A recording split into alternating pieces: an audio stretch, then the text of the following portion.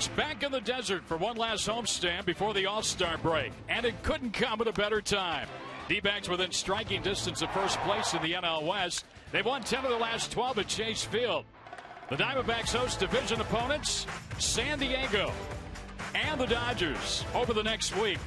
And we have all of the games on Fox Sports Arizona.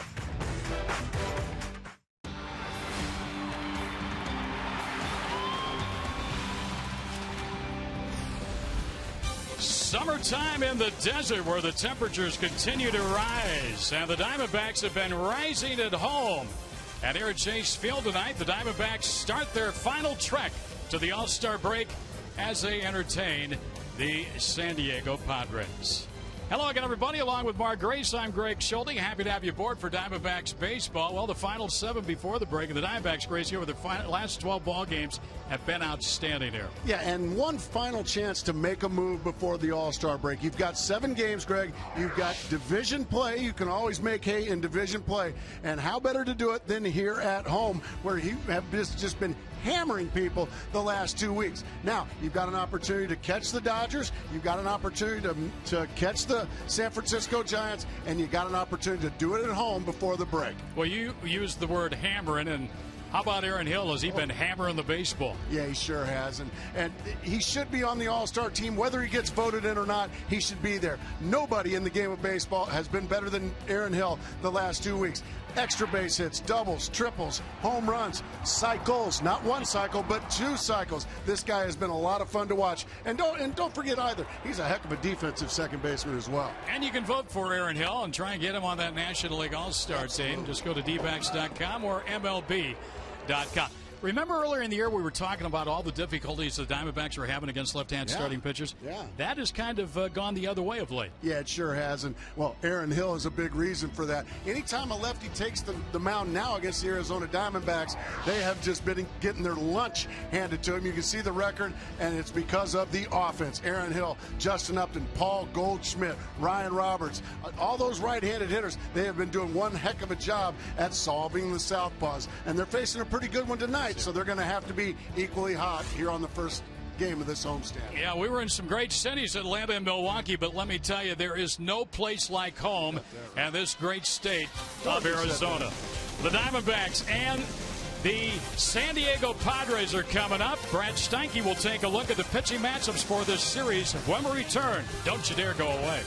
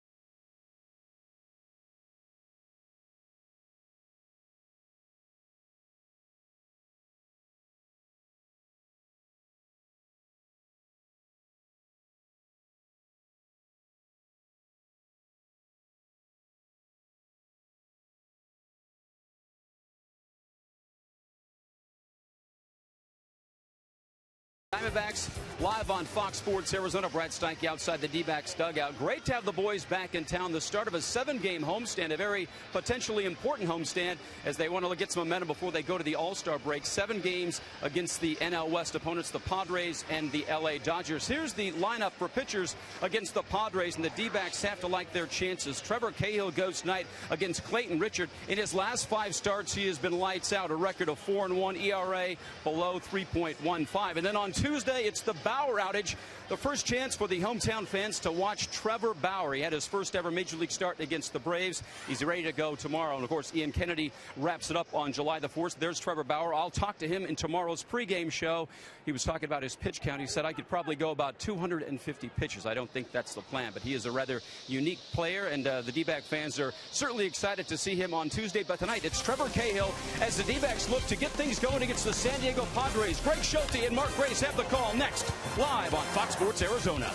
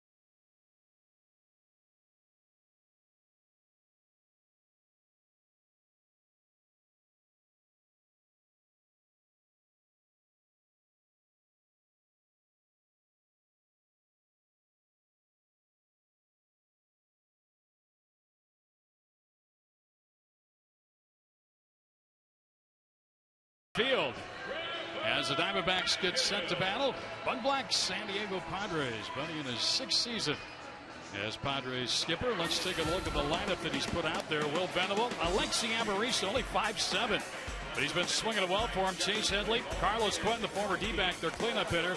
Yasmani Grandal, a good-looking young catcher. Then it's Yonder Alonso, Cameron Maben, Everett Cabrera, and Clayton Richard, the left-hander for the Padres. Trevor Cahill gets the ball for the Diamondbacks tonight, Gracie. Trevor Cahill, and back home, and that means you're in a pretty hitter-friendly ballpark, which means he needs to be on top of his game. He's got to get good command of that sinker and get a lot of ground balls. One of the best defenses in all of baseball playing behind him.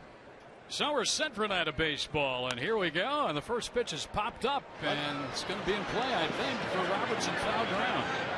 Like I said, just lots of pop-ups, right? But the thing he does love, 1 pitch, 1 out. Let's take a look at the rest of that Diamondback defense. You just saw Roberts at third. We'll start in the outfield where it's Parra, Young, and Upton tonight. Kuba getting a well-deserved night off. Roberts, Bloomquist, Hill, and Goldschmidt around the infield third to first, and Montero catching Cahill. I think early on that sinker ballers sometimes will get that ball up, and that's where a lot of teams will have the opportunity to jump on a guy like Cahill. They have here in the first inning this year. This is a 5'7" Alexi Amarista. He can fly. He's a guy that you need to contain. along with Venable, if you're going to beat these San Diego Padres. Carlos Quentin, our old buddy Carlos Quentin, he anchors this order in the cleanup spot. You want him to hit with the bases empty. That would be nice. 5-game hitting streak for Amarista coming in. Deep to right. Upton looks up. It's gone. Well, this little guy is on some kind of a power surge right now, as he's given the Padres a 1-0 lead. He has hit 4 home runs now, and all 4 have been on this road trip. Well, he got a sinker that didn't sink. Watch this location. Oh no. I mean, belly button high right down the middle. And boy, he didn't miss it. 5'7". Well, Jimmy Wynn was about 5'7", and he hit a lot of home runs. Remember his nickname? The Toy Cannon. Yeah, great nickname. Foul out of play by Headley. Man, that was a blast off the bat of Amarista. The Padres grab a quick lead here. Cahill in his last start against Atlanta gave up 2 home runs. It's only the 7th he's given up all year. And he's had a little trouble this year, Greg, in the first inning. He's given up some runs in the first inning. And I think a lot of times we saw with Brandon Webb's, that one's rifled into right field for a base hit. We saw it with Brandon Webb too. Sinker ballers, a lot of times, because their ball moves so much, a lot of times they have trouble in the first 12 to 15 pitches finding the release point, trying to find where they exactly need to release the baseball in order to get it down into the zone. And he's gotten a pop-up on a pitch up, a home run on a pitch up, and now a line drive base hit to right on another pitch up. And for Trevor, it's changed a little bit, Gracie. Early in the season, in the first inning, he was walking several. Now it seems like the ball's a little bit too good in the middle of the plate, and guys are hitting it like the last 2 hitters we've seen. Yeah, and Kirk Gibson was, wow. Young's going to get this one. Boy, they've come out first ball again. Rocket. Trevor Cahill got away with another one right down the middle and belt high. Oh, by the way, that was Carlos Quentin. I mean, once again, this thing is center cut. Oh, my goodness. Well, they're not mistakes when you get away with them like that, but I wouldn't want to make a living tonight if you're Trevor Cahill. Every one of his pitches that have been hit tonight, whether outs or hits, have been center cut, belt high. He's got to get that ball to the corners and get it down around the knees. Here's the youngster Yasmani Grandal, who now is catching for the Padres. Nick Hundley has been optioned to the minor leagues, and Grandal was one of the pickups in the trade with Cincinnati. Great size on this kid. Switch hitter. 2 for 8, and those 2 hits have been home runs. Casual toss over to first. Cahill's only thrown 9 pitches through 4 batters. But the Padres have a run. They have a base runner. And they have 2 men out here in the opening inning. Some of the fans haven't even yet gotten to their seats.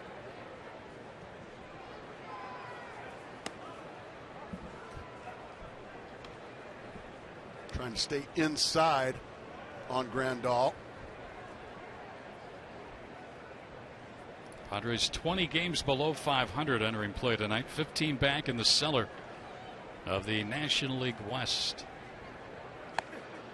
Just missed the inside corner. Adrian Johnson, the home plate umpire, wasn't in the giving mood. That one just missed. First of 7 now on this homestand. Grandal was born in Havana, Cuba. And he fouls that one back. Well, in his game last Saturday, he homered from both sides of the plate against the Rockies. His first 2 hits. He got the silent treatment, didn't he? The silent high fives. It's pretty impressive. He is the first player in Major League history to homer from both sides of the plate for his first 2 career hits in the same game. We've seen Aaron Hill do the unthinkable. And now Grandal, well, we didn't see it, but we just saw it there. That's never been done. That's why you come out to watch these ball games, folks. You never know what you might see. Cahill was getting out of the way. He thought Montero might be throwing down to second base. Count's gone full now, 3-2. So Padres will start that runner. That's Headley over at first with 2 men out and a full count on the hitter. The little guy, Alexi Amarista, with a home run. Second batter into the ball game, has given San Diego A quick lead. And a high towering fly ball to center. Young comes in for it. Settles under. And that's it. A 1 run on the Amaristo home run. Diamondbacks come up, bottom of the first. They're down a run to the Padres.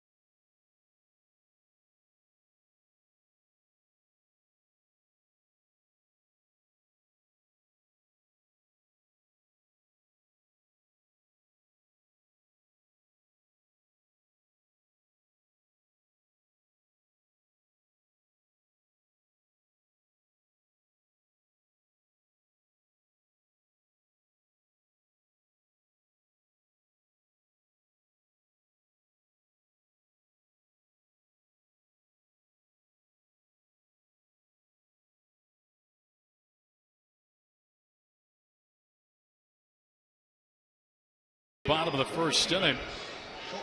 And Kirk Gibson and crew watching this one unfold. Let's take a look at our Mazda starting lineup for the D-backs. Bloomquist in the leadoff spot, then Hill and Upton. Goldschmidt batting cleanup with Montero, Young, Roberts, Parr on the 8th spot, and the pitcher Cahill. And the left-hander on the mound for the Padres, Mark, is none other than Clayton Richard. A red-hot Clayton Richard, especially in the month of June.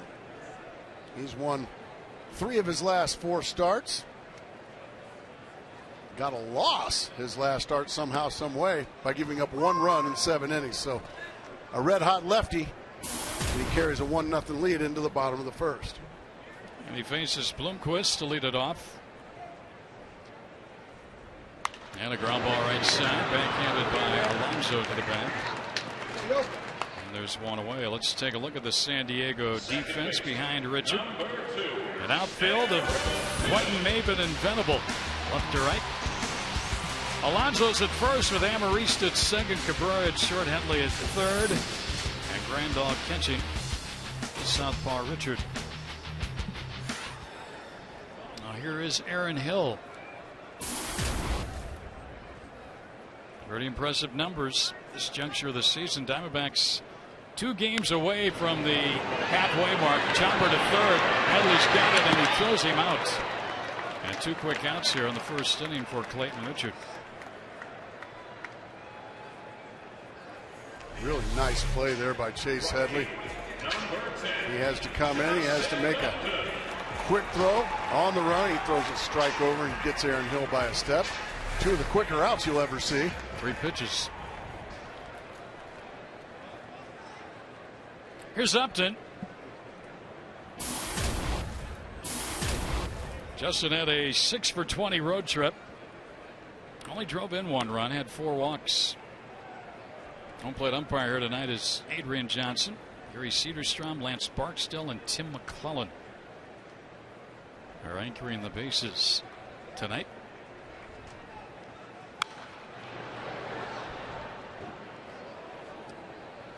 Well, let's take a look at our keys to the game, brought to you by Kia Motors. Well, this one was mine tonight, Greg. What's the right stuff? The right stuff? No, not that wonderful movie about our astronauts. It's a great movie. That's a good movie. But against a guy like Clayton Richard, a red-hot left-hander, you're going to need the guys that are in the lineup, the right-handed hitters. Guys like Bloomquist, Hill, Upton, Goldschmidt, Chris Young, Ryan Roberts. Those are the guys. You don't have Jason Kubel in there tonight. He was all your offense yesterday in Milwaukee. So you got to have these right-handed hitters do the damage here this evening against this guy who, like I said, is red hot. Yeah, and his numbers against lefties kind of bear that out. 192 average, only 5 extra base hits allowed, and only 1 home run against a lefty. So there are 2 in the lineup, and Gracie says, go get him right-handers. That's exactly right. Kubel a much-deserved night off. Compton takes call, 3rd strike. Boy, that inning was very easy for Clayton Richard. Compton didn't like the call, but it's 1-0 Padres after 1 at Chase.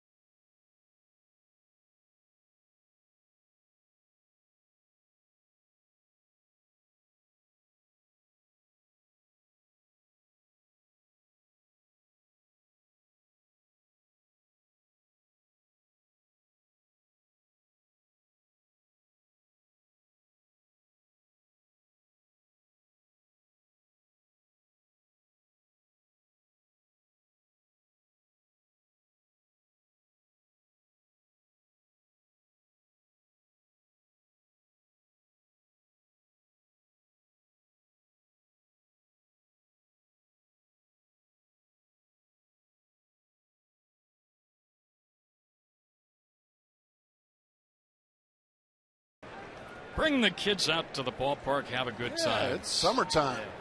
Come on out. 7 games here prior to the All-Star break. And a lot of kids on hand with mom and dad tonight.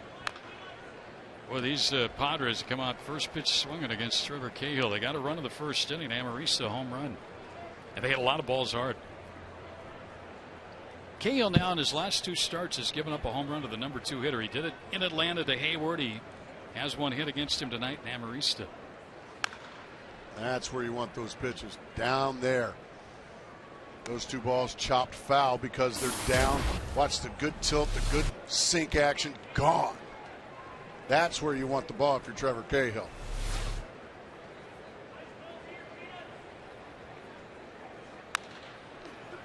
Nice backhanded play by Goldschmidt, leads Cahill to the bag for the out. And that's when you know Trevor Cahill's going well, when he's getting those ground balls. Kind of followed the same lead the last time. He gave up, as you said, he gave up a home run to Jason Hayward, the number 2 hitter in the Atlanta lineup his last start. Then he got on a nice little roll, didn't he? Yeah, he did. He retired 11 in a row. But then he got into some control issues and issued 3 walks in a 3-run inning. That was a little further along in the ball game. Here's Cameron Maben, who now is batting 7th for Bud Black, and he taps 1 foul. He has really struggled this year. He got a big new contract during the spring, but only hitting .202. He's just such a more talented player than those numbers let on. He should be able to bunt .270 with his speed. Yeah, he's stolen 16 bases, so you wonder what that total would be, Gracie, if that batting average was even up at .250. Because the Padres are a team that they like to get out in the bases and go. That's their game. They need to run to make their game plan work. Yeah, Bud Black likes to get his Padres on the move when they get on the base paths. There's another chopper foul. That's good news for Cahill. You know he's starting to find that release point we were talking about last inning when you start seeing these little choppers foul. I talked to Miguel Montero before the ball game, and he was saying he's thrown a few more cutters, but you know, he basically has stayed the same throughout this season. That one's sinking again, so it looks like he has discovered what he wants to do here in this second inning. Cahill threw a beautiful ball game in San Diego earlier this year, didn't he? He's had 2 good outings against the Padres. Threw a complete game shutout victory. 3-2 now on the speedy Maben. June 3rd was that game you were talking about, Gracie, in which Trevor Cahill shut out the Padres, going the distance, only 109 pitches, 3 walks, 5 strikeouts. Only 6 hits allowed. I think there was 4 double play balls Yes. that day, if I remember correctly. There's a shot to left. Parr going back. He's going to have to play this one up off the wall. Does with a ricochet. Throw comes back in, and Maben's at second with a double. Well, very fortunate for Cahill that that ball didn't leave the ballpark. It was certainly hit hard enough, and not too difficult to understand why. Watch the location again. Oh, goodness. That was like one of those cut fastballs that just belt high right down the middle. And these Padres are not missing them. And that's what you're supposed to do. You know, you don't make your living hitting the balls knee high on the outside corner, inside corner. You make your living hitting those mistakes. And thus far, Cahill very fortunate that only one has left the ballpark. That one came close. Exactly. He's still got an opportunity to pitch around it. Now Cahill faces the number 8 hitter with a runner in scoring position and 1 man out. Everett Cabrera, the switch hitting shortstop. Cabrera's gone 2 for 16 on the road trip for the Padres. They'll go out of play down the left field line. You can see the game plan for these Padres. They're trying to hit off of Cahill's fastball, which means a lot of early swings. They know that Cahill tries to get ahead with the sinker, then he can use his changeup and his breaking ball. Well, they're trying to ambush that first pitch fastball.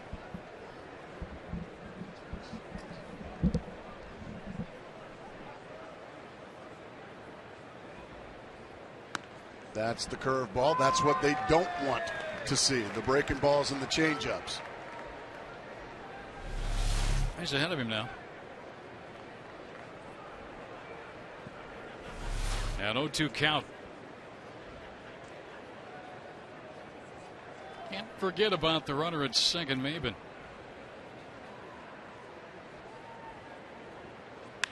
Back up the middle. Nice play by Bloomquist. And he throws Cabrera out at first, right through the wickets of Trevor Cahill. Another just hard hit ball. What a great play by Willie Bloomquist. I mean, a rocket hits the mound. Bloomquist makes the play and gets the speedy Cabrera by a half a step. Now Cahill, with a lot of loud sounds from these Padre bats, an opportunity to put a 0 on the board. And the guy at the plate is not a given out. He's got 4 hits this year and 4 runs batted in. Clayton Richard, the pitcher. You can't have a letdown now. You still have to attack this guy like any other hitter. And he's going to go after it quickly and an easy out. So a 0 on the board there. I guess at the end of the day, that is the goal. Am I not right, Greg? You are absolutely correct, Gracie.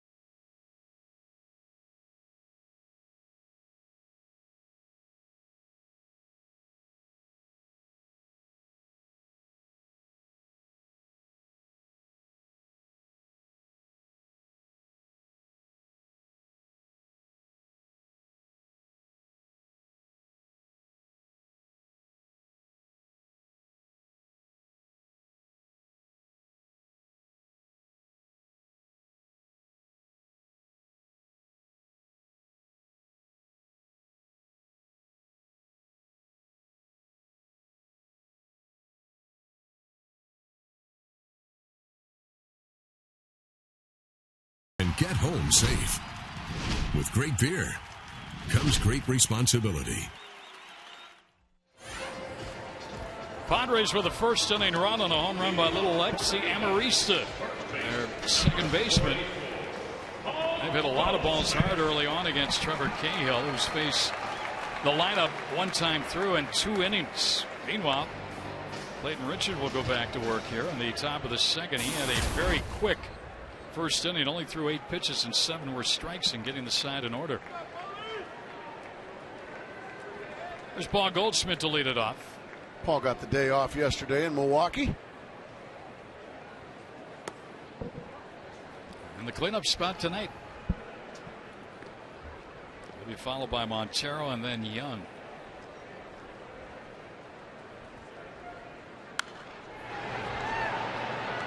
Every time a Diamondback player hits a home run this season, Fulton Homes will donate $150 to the Central Arizona Mountain Rescue Association. And the Diamondbacks have been doing a lot of donating of late. There's a shot to left. Wendell let play that up off the wall. And Goldschmidt also on his way into second base with his 22nd double of the year. That's a pretty good total at this stretch. It's a very good total at this stretch. He's starting to really get the power numbers up there too, as well as the batting average. 11 home runs. That's a little change up that just stays up and middle in. And he rips it over the head of Carlos Quentin, and Quentin gets it back in quickly, and Goldschmidt had to scamper and slide into second base. A lot of hard hit balls here so far this evening. Goodness gracious. Remember the last homestand, all the runs by both teams? Man. Miguel Montero, the first lefty that Clayton Richard will have to face tonight. Looking to pull the ball if he possibly can.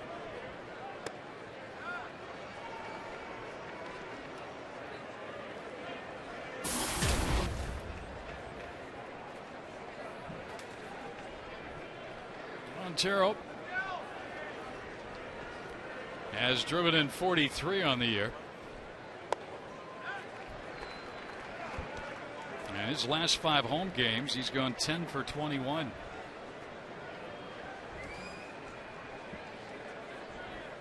He's laid off a couple. Now he's got a 2-0 count. He can look to try to hit something a long ways here. Good fastball there to the outside corner. Montero thought it was up.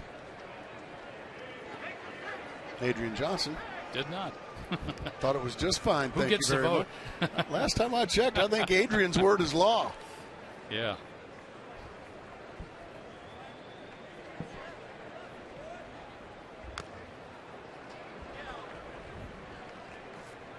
So Richard now is even the count at 2-2. Richard came over to the Padres in the Jake Peavy deal with the White Sox back in 2009. A trade deadline deal. 28 years old, out of Lafayette, Indiana. And the University of Michigan.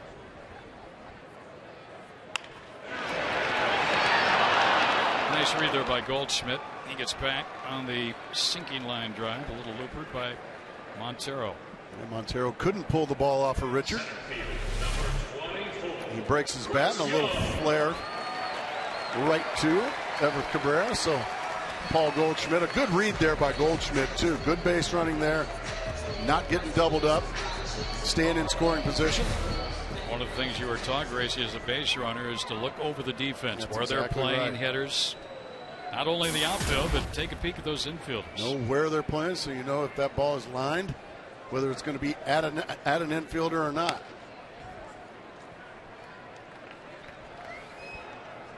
Chris Young back in there. CY in center. He was out of the lineup yesterday. Ooh, Goldschmidt. Boy. All he had to do was throw it. Yeah. I think Richard was just kind of going through the motions with the wraparound move. Goldschmidt was thinking steal third. You can see Goldschmidt wants to go. Whoa! Fortunately for Goldschmidt, Richard kept it in his pocket. Well, we've seen Goldschmidt steal some bags this year when you least expect it. You don't pay attention to him, he'll take off on you. Marista holding him close, and now Richard steps off and we'll do it again.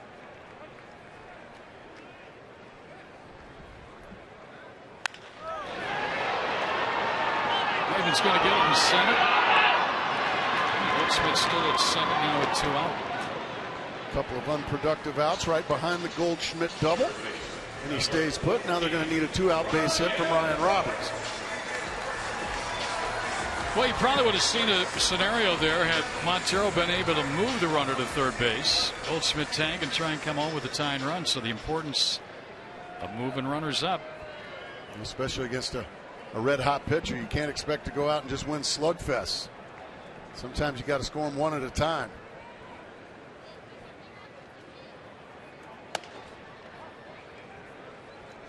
Ryan Roberts, only 7 for his last 37.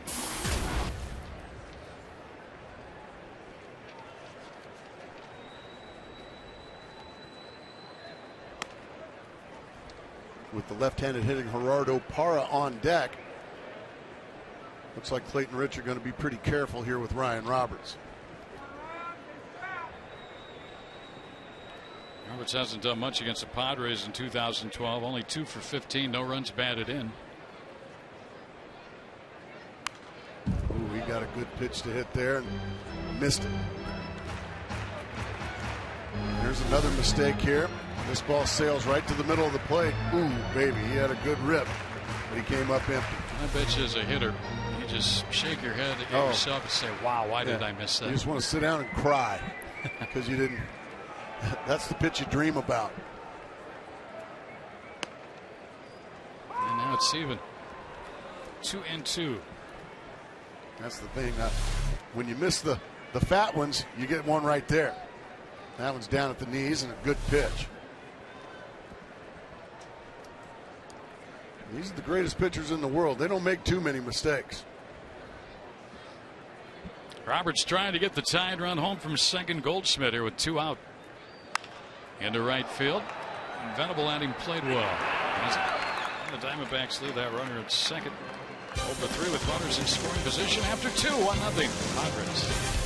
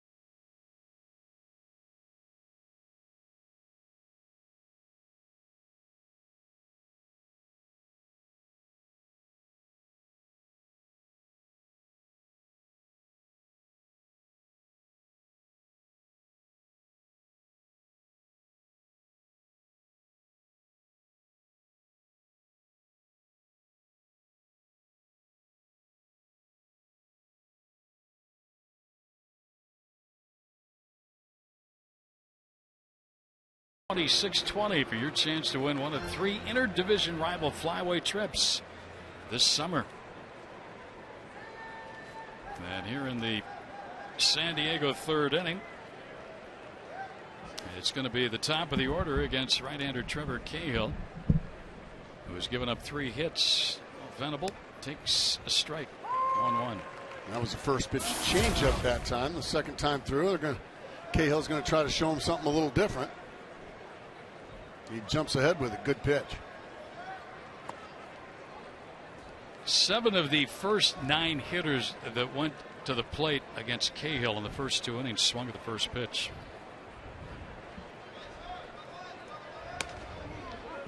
Just missed a little inside.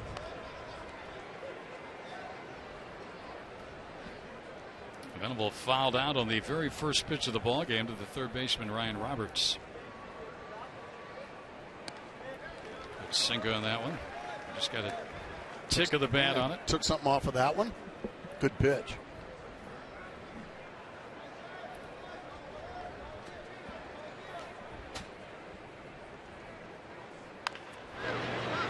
It's foul, but Goldschmidt gloved it anyway. A nice souvenir for a fan. Happy fan over there. Thanks to Paul Goldschmidt. You notice he gave it to the Diamondback fan and not the Giants fan. That'll make the bosses happy. Nice diving stop. Cahill's got to get there, and he stretched out for it. Nice play all the way around. That play will make Trevor Cahill and Kirk Gibson happy. That is a nice play. Cahill a little bit late getting over there, and you saw he had to lunge for the bag. Watched a good backhand stab to his feet. Throws a strike to Cahill. And you hate to see your pitcher get all fouled up like that, but he's fine, and a nice play to start the inning. Worry about a hyperextension there, Exactly. but he appears to be okay. Or a twisted ankle or something like that. Venable could move down that line, so they had to be quick. Now Amarista, who showed long ball first time up, shows bunt this time. Yeah, you got to make up your mind there, Alexa. You're gonna slug a homer, or you're gonna drop a bunt. Come on now. Bud Black was probably yelling at him from the dugout. What are you doing? You've hit all 4 of your big league home runs on this road trip. I'm sure Cahill's like, please bunt. And then he threw a fastball upstairs right by him that time at 90 miles an hour, 1-2. The home run by Amarista extends his hit streak to 6.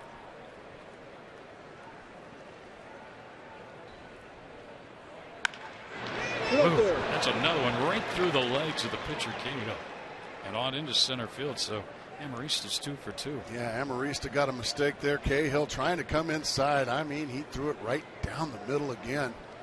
That time he didn't get away with it.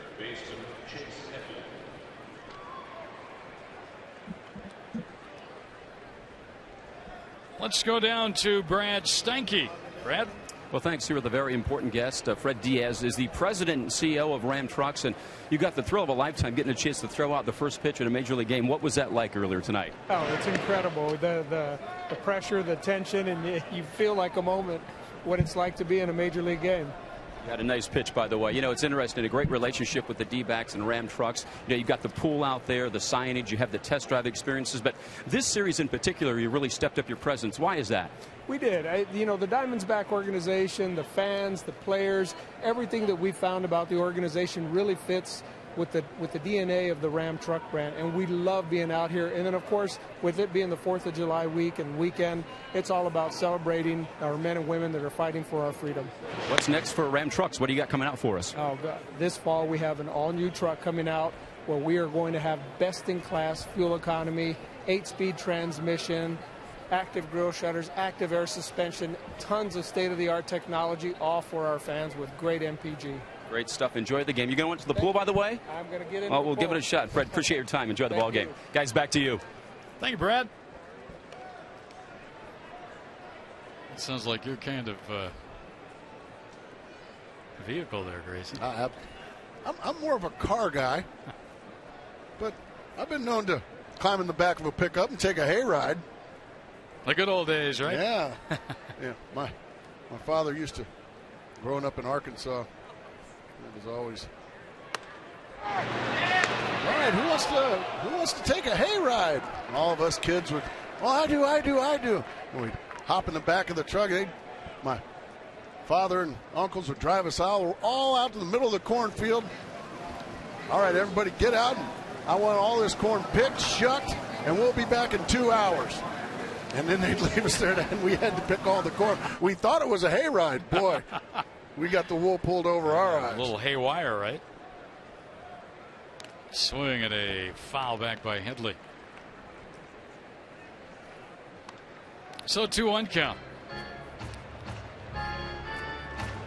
Alexi Amarista with a home run and a single tonight. He's the runner at first for the Padres here with one out in the third. Chase Headley had a base hit to right his first time up. Throw over. Amarista came over. The trade has worked out well for both clubs. He came over from the Angels in the Ernesto Frieri deal. And Frieri has just been lights out with the Angels. That guy? But Amarista now getting a chance to play every day at second base, and he's had a little spark. Yeah.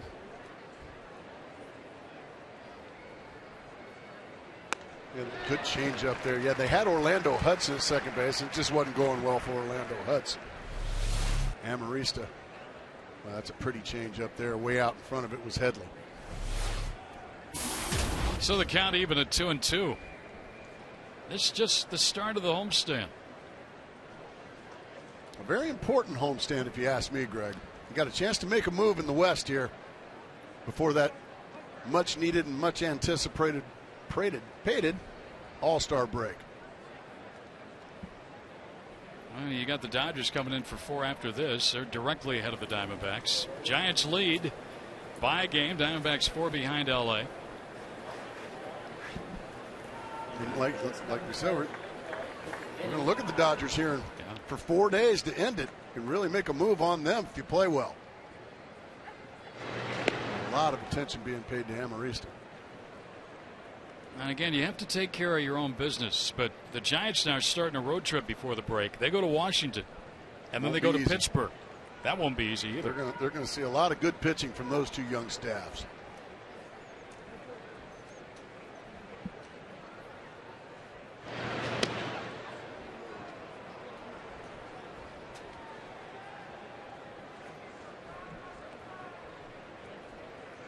Cahill has had 5 caught stealing this year.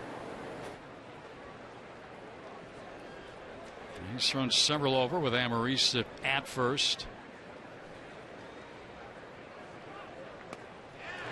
Nice pitch and a nice strikeout first of the night for Trevor Cahill. He gets Chase Headley to swing and miss. Pretty curved ball there from Trevor Cahill.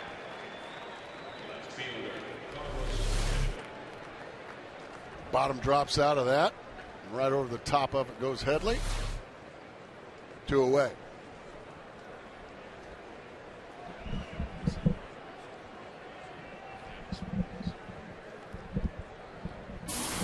So 2 outs now for Carlos Quentin, who hit a bullet but right at Young first time up. And things have changed a little bit. Second time around, we mentioned that through the first 9, as fewest allowed Diamondbacks. We talked about Cahill's had 5 caught stealing. Diamondbacks have only allowed 24 stolen bases. This Padre ball club last year led the National League, and they're 1 shy of 70 this season in the stolen base department. Pretty good change up there, but Carlos Quentin having none of it. 2-0. Well, a dangerous count on a dangerous hitter here for Trevor Cahill. Quentin began his big league career right in this ballpark for the Diamondbacks. Out of Stanford. 3-0. Well, it looks like Cahill's pitching around Quentin in this situation, but I don't think he's doing it on purpose, but he's missed badly. And I would imagine Quentin going to have the 3-0 green light as you see the youngster Grandal on deck.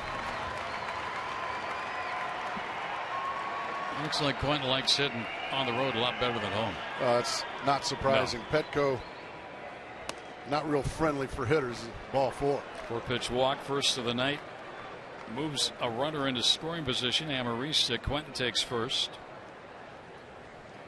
And we see that sometimes from Trevor Cahill. He throws some beautiful pitches to strike out Chase Headley. And the very next hitter, he walks on 4 pitches. So now a runner in scoring position for Yasmani Grandal.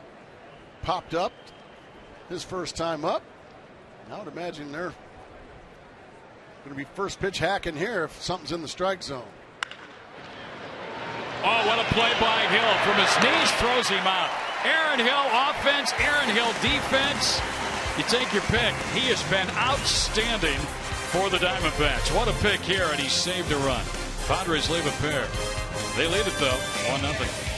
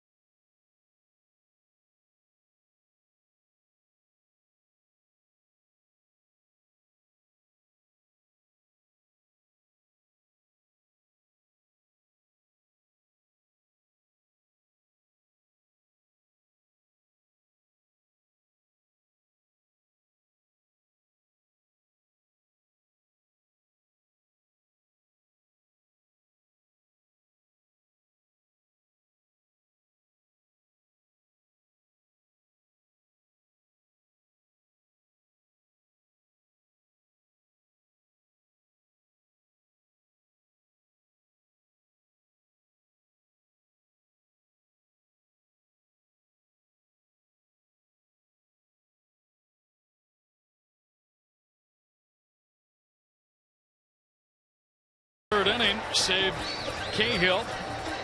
A run turned in by Aaron Hill. Throw out Grandal with 2 on. So the Diamondbacks come to bat last of the third. Parra, Cahill, and Bloomquist against Clayton Richard, who's allowed 1 base runner, a double to Goldschmidt.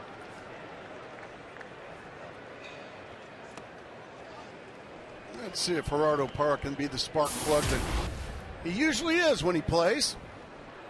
And this time he's got to do it from the number 8 hole. Boy, a lot of balls going through the pitcher's legs here tonight. That one hit by Parra. And that's the spark plug that Gerardo Parra is. He gets a pitch up in the strike zone. Boy, every mistake that these pitchers have made has been hit very hard tonight. Well, that's the way baseball should be. Trevor Cahill going to be asked to bunt here. You want to bunt this ball to the first baseman. Chase Headley, the third baseman, is going to be right in his belt buckle here shortly. He tried to, but he missed it. Cahill has 3 sacrifice bunts. But because Alonso, the first baseman, has to hold on Parra, the runner, he can't get near as close to Cahill. As you can see, he has a long way to go. You can see Headley's creeping. And he jabbed at it. Gonna get you. Knees bent, get down there with that baseball. Don't jab at it. 0-2. You still got the big strike left. But right now, Cahill, well, not so good the first two. Josh Coleman got a bunt down yesterday with 2 strikes on him. And that's what you do. If it's not in the strike zone, pull that bat back and let it pass. Ball 1. Here's Josh. He had a heck of an effort again yesterday for the Diamondbacks. Sure did. It was fun to watch him. And he's scheduled to go again on Friday against the Dodgers. Nice job again by Cahill, pulling that bat back and taking another ball. Well, I think Richard has monkeyed around here on the last couple of pitches enough. He's got to get one closer to the plate here and hope that, in his eyes, Cahill fouls it or is out somehow. Right. Try to get him to chase the last 2. And he bunts it foul. Yep. So that's an out. And no advancement. Unfortunately, another unproductive out here in the early going. Give on foul on the 3rd strike, and you are out. Because this looks like it's going to be a low-scoring game, Greg. So these are the kind of games where you just have to be so fundamentally sound. Our Nissan text poll: how many times will you vote to send Aaron Hill to the All-Star game? Well, let's hope it's D. What a season he has had. He's one of the hottest hitters in baseball.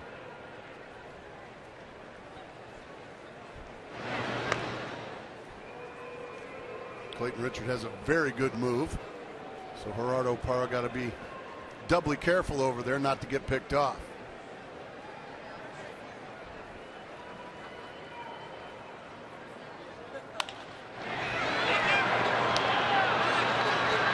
They get the out at second. That's a mistake. First, there. maybe the out. That's a mistake there by Alexi Amarista.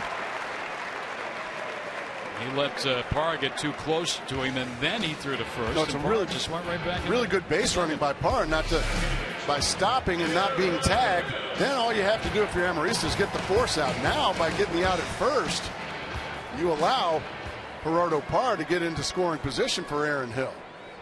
Yeah, what he should have simply done there was just turn, twisted towards second, and gotten that force. Let Bloomquist be at first. And in the meantime, he almost allowed Willie Bloomquist to beat that ball out. RBI opportunity. Let's see if Aaron Hill can make that hurt and tie the ball game up. Aaron grounded to third his first at bat.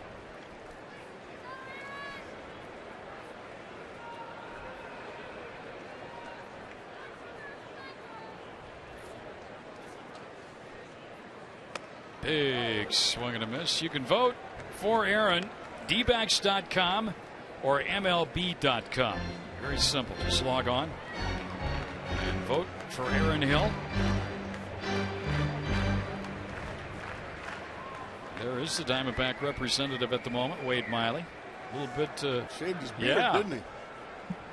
Going to look really pretty for the All-Star game in Kansas City.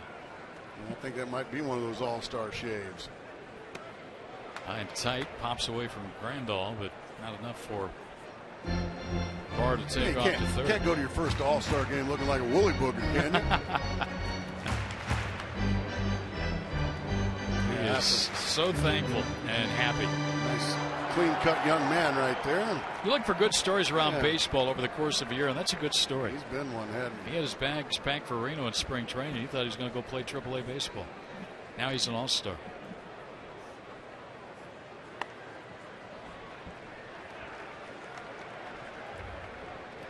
Aaron Hill's riding a 16-game hitting streak here at home coming into this one tonight.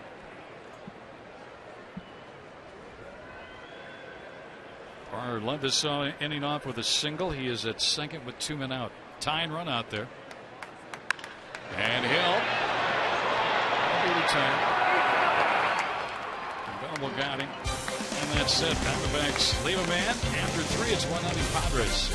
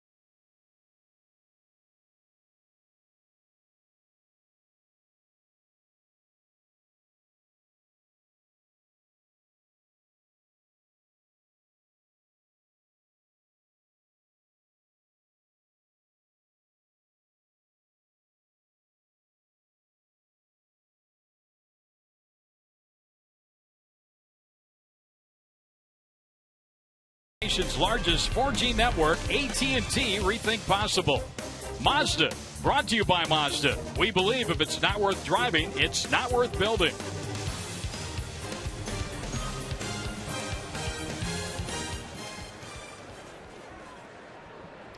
As we go to the fourth inning, Trevor Cahill to work against the 6, 7, and 8 hitters, Alonso, Maben, and Cabrera. Alonso grounded out to the first baseman Goldschmidt, with Cahill covering to start the second. Good change up there to even the count, 1-1. Kind of, once again, almost Groundhog Day from the last outing of Trevor Cahill. A solo home run to the second batter he faced, and then settles in.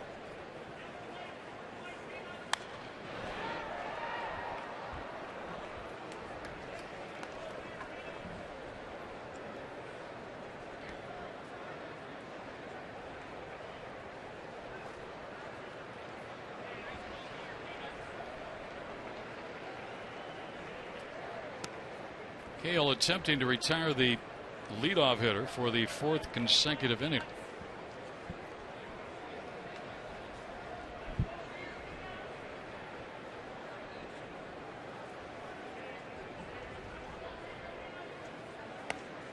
That should do it. High strike on a changeup. During our 4th of July Diamondbacks broadcast, tweet or post your messages of support to our troops at Fox Sports Arizona or on Facebook.com/Fox Sports Arizona. Your message will be shown during the July 4th. This one's for you telecast beginning at 5:30 p.m. on Fox Sports Arizona. Second strikeout of the night for Cahill. I like those glasses, red, white, and blue, huh? Yeah, patriotic. It's that time of year.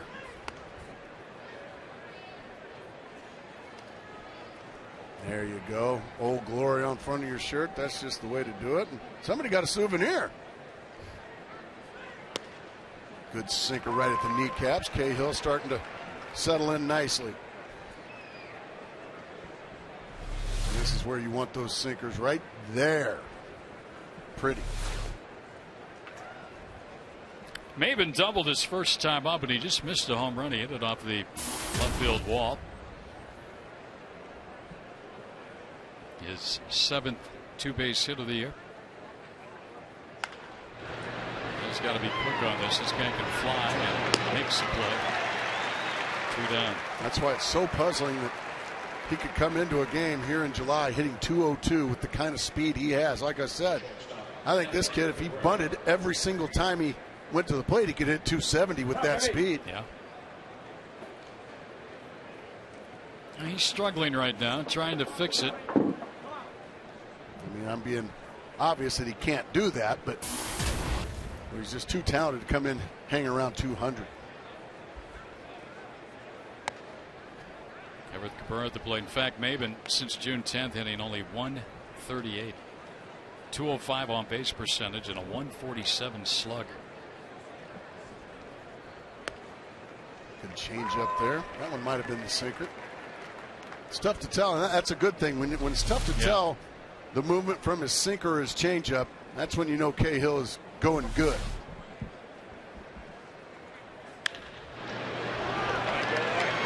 Another hard hit ball. This one back up the middle by Everett Cabrera. 2-out single. So Cahill is yet to set the Padres down in order. That's about where he wanted that pitch. Down and away. He just found a hole right up the middle. And good speed on the bases. Clayton Richard now. That's what that base hit does. It clears the pitcher out, and you get to start the next inning. If you retire Clayton Richard, you get to start with the leadoff man the next inning. So it ends up being a big hit for the Padres. And again, Richard has 4 hits on the year, including a double, and it's driven in 4 runs. Cabrera can fly over there at first.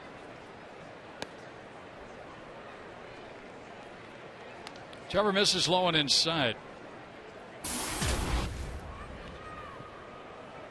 Cahill in his first year with the Diamondbacks, coming from Oakland.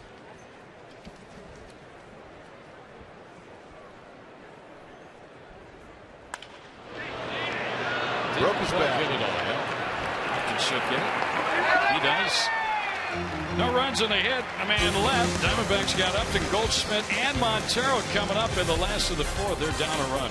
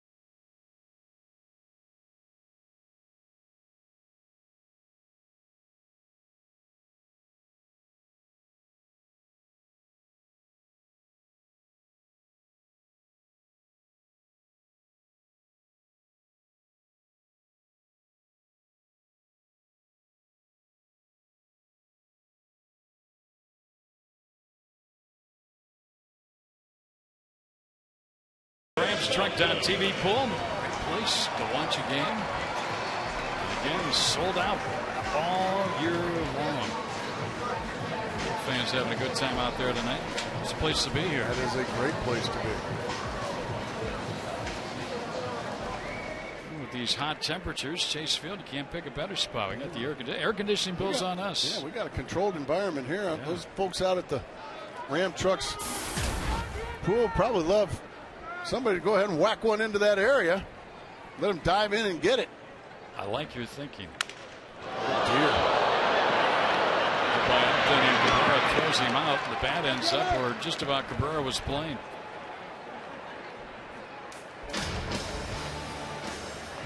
This bat just explodes. Nice play by Cabrera. He has to charge hard, avoid the bat.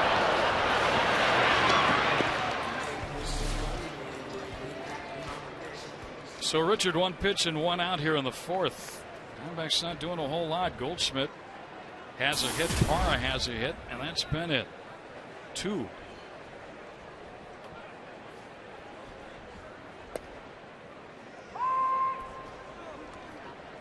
Goldschmidt's double over the head of Quentin against the wall in the second inning. That led off the inning, but the Diamondbacks couldn't get him home. Ooh, boy, he got a good pitch to hit there. This is what we're talking about. Paul Goldschmidt loves the ball right there. Goodness gracious. Richard got away with that one.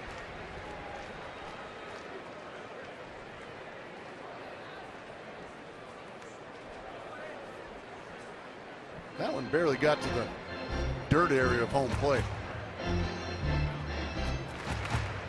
1-2 on Goldschmidt, who's up near 300 with the batting average.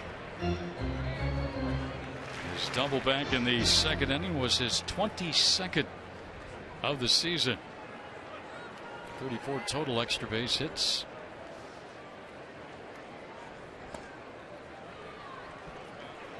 Once again, trying to get a leadoff man on base. Diamondbacks had a leadoff double by Goldschmidt. He was stranded. And then last inning, Gerardo Parra got a base hit to lead off the inning. He was stranded. There's a hit. A one-out single by Goldschmidt. And I said leadoff, and that just shows you how silly I am. There was one out, Greg.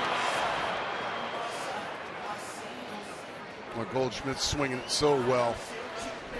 Had a huge game in Milwaukee in that victory in Milwaukee. Watch him hustle on this, Gracie. Oh, yeah. That's what I love about it. Don't be satisfied with just a base hit. Go ahead and think about taking 2. Yeah, attaboy, Goldie. Those first basemen are always hustling, Greg. Here's Montero now. Goldschmidt's 2 for 2 against Richard. He came in here, 333 average against the Padres. He'll draw a throw, get kind of a late read, but still got back.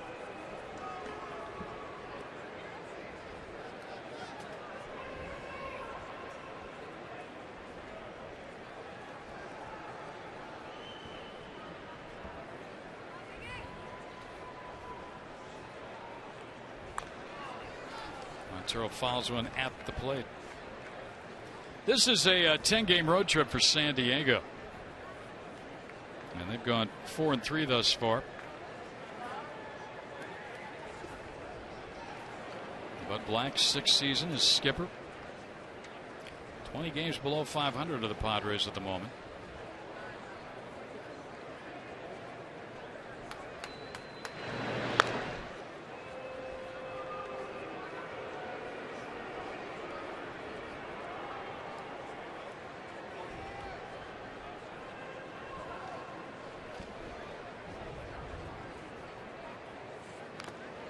Another curveball, same result, a little foul tip right at the plate, 0-2. See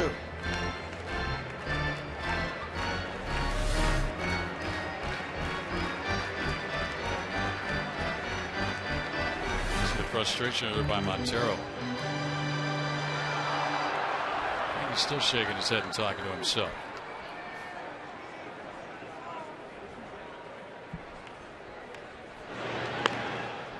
He's one of those guys, he loves to talk. When he's talking to you, you're not paying attention, he'll answer the question himself. That's very true.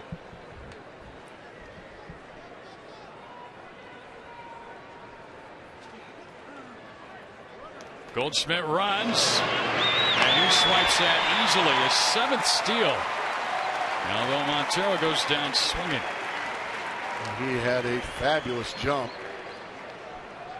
Montero swung one way out of the zone and ends up striking out, but what a great jump by Goldschmidt.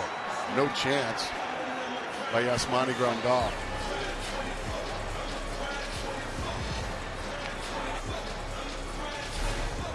Now Chris Young with an opportunity. Paul Goldschmidt again on second base.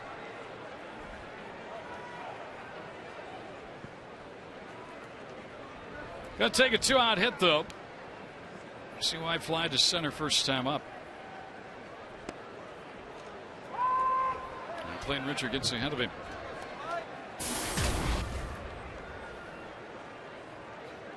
Back thus far 0 for 4 with runners in scoring position today.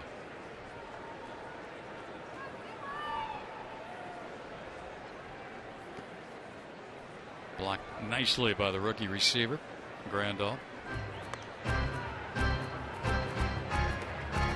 Well, this is very unlike the last dozen or so games we've seen in this ballpark. Very different.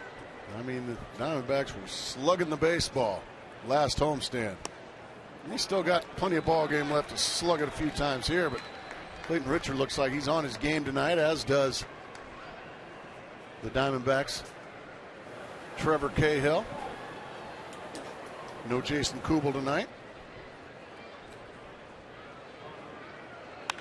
Young still fair, but he's going to go foul. He never left the plate area.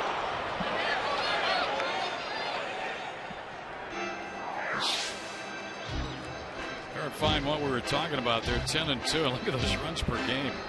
7. All the extra base hits. On base percentage up around 400. They were just everywhere.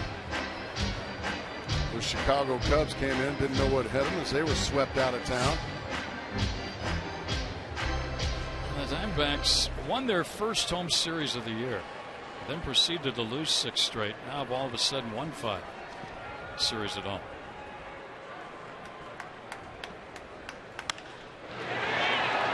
Maven on the run, he'll get there. Right center, and the Diamondbacks 0 for 2 this inning with runners in scoring position. They leave another one, and after 4, they're down a run to the Padres.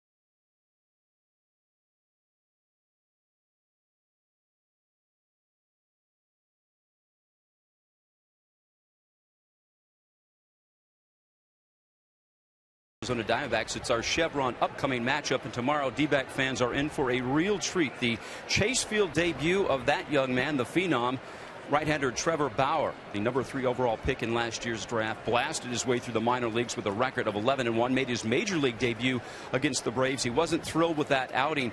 Part of it was the heat in Atlanta. Part of it, he had an injured groin that he's battled with all season long. He said it just affected his location late in the game. He had a chance to talk to some of the local media here today, and he was asked if he was going to be on a pitch count tomorrow, and he jokingly said, yeah, about 250 pitches. But, you know, to show what a student of the game he is, he noted that Nolan Ryan had a 244 pitch count back in a 16-inning complete game back in the day. And also, Greg, you were in that press conference. I asked him what his favorite pitch to execute was. Not his favorite pitch to throw, but he thought about it for probably about a minute, and then he said probably his curveball, but he's got a lot of pitches in that repertoire.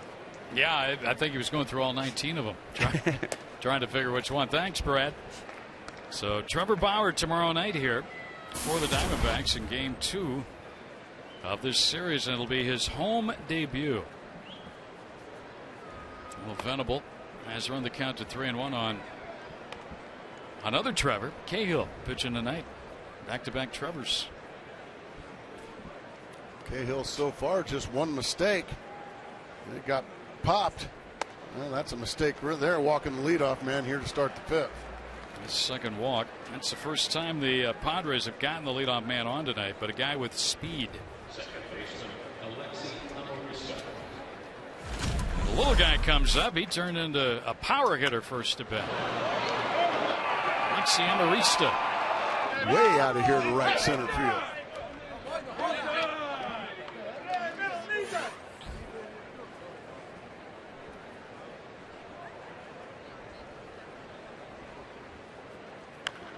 Down to first. Billy Smith will take.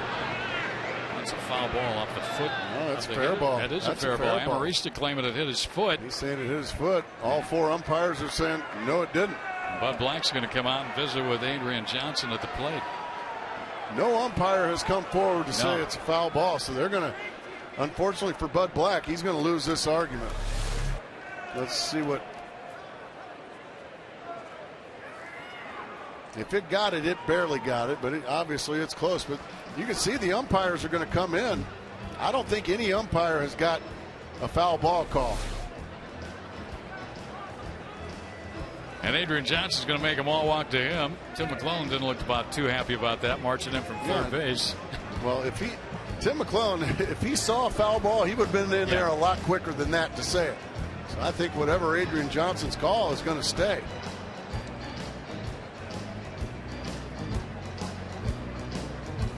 That was a quick conversation. Nope. It's an out.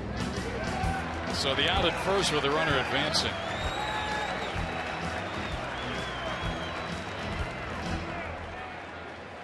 Amarista reluctantly heads back to the dugout. Well, in that situation, if you're the hitter, just run. Don't let the umpires do the umpiring and just run, especially Amarista, as fast as he is. I'm not saying he would have beat that out, obviously wouldn't, but leave the umpiring to the umpires.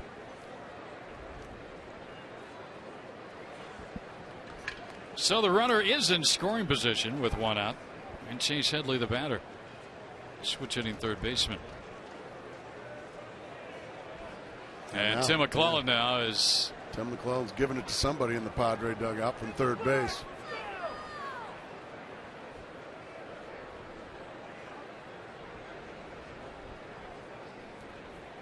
Giving somebody a deep stare down.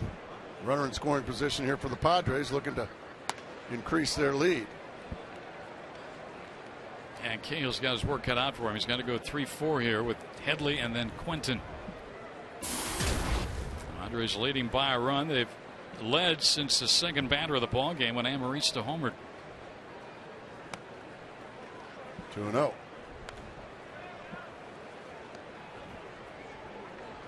Cahill 2 strikeouts, 2 walks, 5 hits allowed. He's still not happy.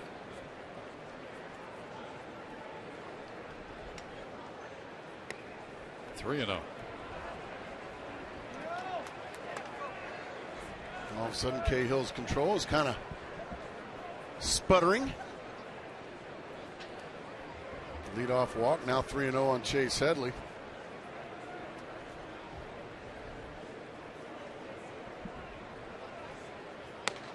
Missed badly with all 4 of those. Ball 4. Now he's going to face their big power guy with a couple of guys on in the inning. So this becomes a very important situation. Was it the 5th inning, Greg? Yeah. His last start where he ran into, I mean, this has been Groundhog Day for Trevor Cahill. The home run, solo shot to the second batter he faces. I mean, go right through all the way to the 5th inning, and then he found himself in trouble with bases on balls in Atlanta, didn't he? Yeah, and that's in the 5th inning, he gave up a leadoff walk, Chipper Jones, and a single to Freeman. There was a fielder's choice and error, a walk, sacrifice fly, another walk, another sacrifice fly. The Braves got 3. And they took what was a 1-0 lead and made it 4-0. Oh, what a strange but sometimes predictable game. Now it's up to Trevor Cahill to make a big pitch, try to get a double play, and get his team back in the dugout. He made a pitch. Goes back to tag and makes the catch, and a strong throw back into third. 3 suspendable at second. So they got Quentin, who is quick with the swing. Yeah, it's amazing sometimes when a guy's struggling with his control. He's walked 2 guys in front of you. When you swing at the first pitch, it's up out of the zone. And not surprisingly, you hit a little weak fly ball. So thank you very much, Trevor Cahill says to Carlos Quentin. Now the rookie catcher, Grandal. I was always telling teammates, if a guy's going to be wild, let him be wild. Turn it over to the next guy, right? This is a big momentum swing right here. If Cahill can find a way to retire Grandal and get his team into the dugout without giving up a run here.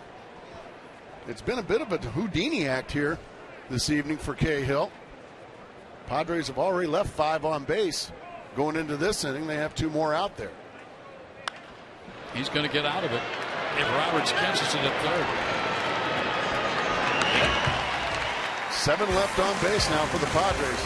Now it's time for the offense to take advantage of that. 7, 8, 9 coming up. Roberts, Parr, and Cahill. 1-0 Pods.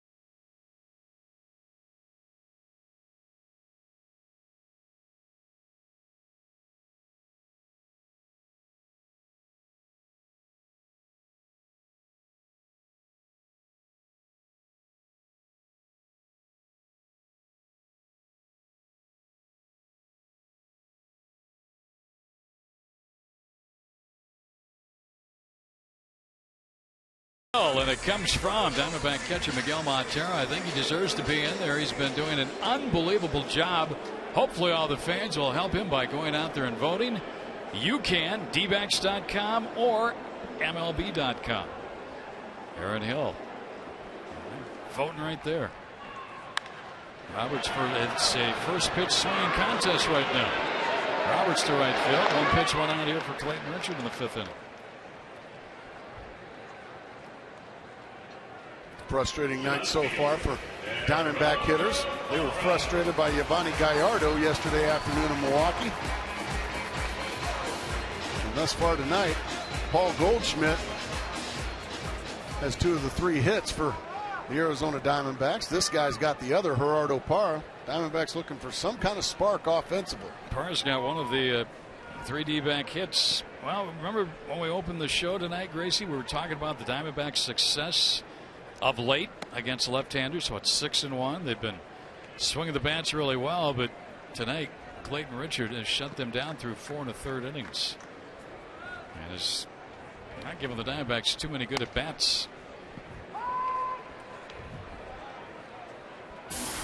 Now, Paul Goldschmidt, like we said, has hit 2 balls very hard tonight. The rest of that Diamondback lineup has been handcuffed by the big left-hander.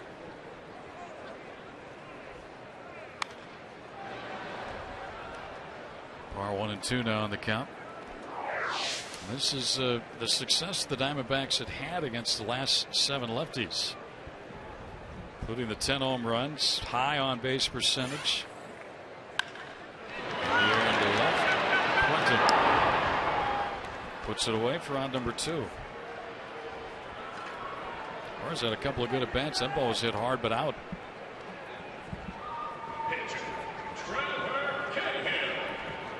John McDonald went on the disabled list today for the Diamondbacks. He was in the lineup originally on Saturday. That's him there right next to Paul Goldschmidt. Johnny Mack was in the lineup on Saturday but had to be scratched with a strained left oblique. Hard hit ball to first. But the out is made, and Jeff Blum has been activated off of the DL. Diamondbacks real easy for Richard to the 5th.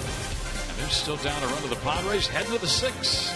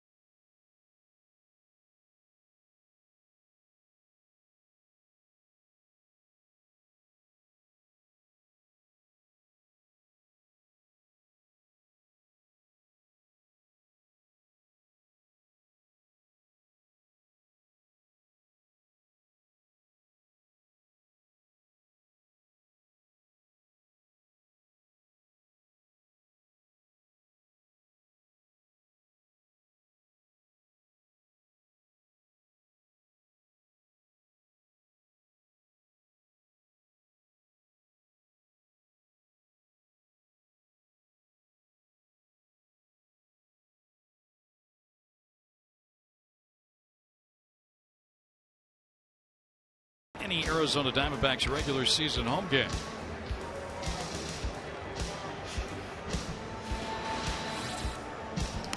This one's already to the 6th inning. 1-0 Padres lead. They got that lead. Second batter into the ballgame, Alexi Amarista, their little second baseman, with a home run.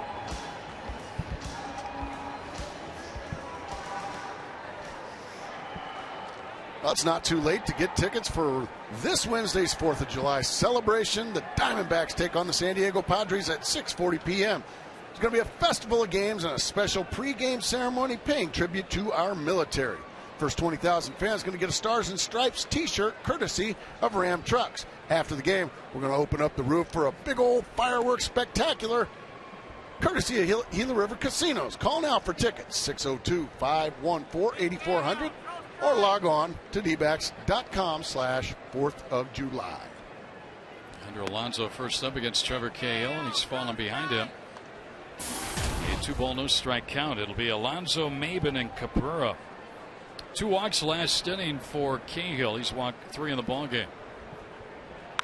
Ball course. Goldschmidt leaves Cahill to the bank. Goldschmidt been a busy man tonight. He's making all the plays. Cahill doing everything he can to keep this team one run down. Let's see, the 1, 2, 3. I've got him for 5 assists already. 3 of those with Cahill covering over at first base. Cameron Maben has doubled, and he is grounded to second base tonight. I know those Friday night fireworks here are really good. I'm thinking if you come out to the game on the 4th of July, they're probably going to even be more spectacular, right? I would imagine. Well, they have to be. Yeah. That's just the rule of thumb. It's going to be fun. Hour-long pregame show. I just spend the day with the Diamondbacks right here. Absolutely. Come or on at out. the ballpark if you're here. Bring the kids. Kids love fireworks. Don't bring your dog, though. Dogs don't like fireworks. It's not dog day, no. Not bark in the park night. My dog always had a tough time with fireworks. Just missed the inside corner. Oh, it looks like we've got a camera guy make it. Oh, my goodness. Who is that? Baby. Who's our guy there? It's a great play by our cameraman.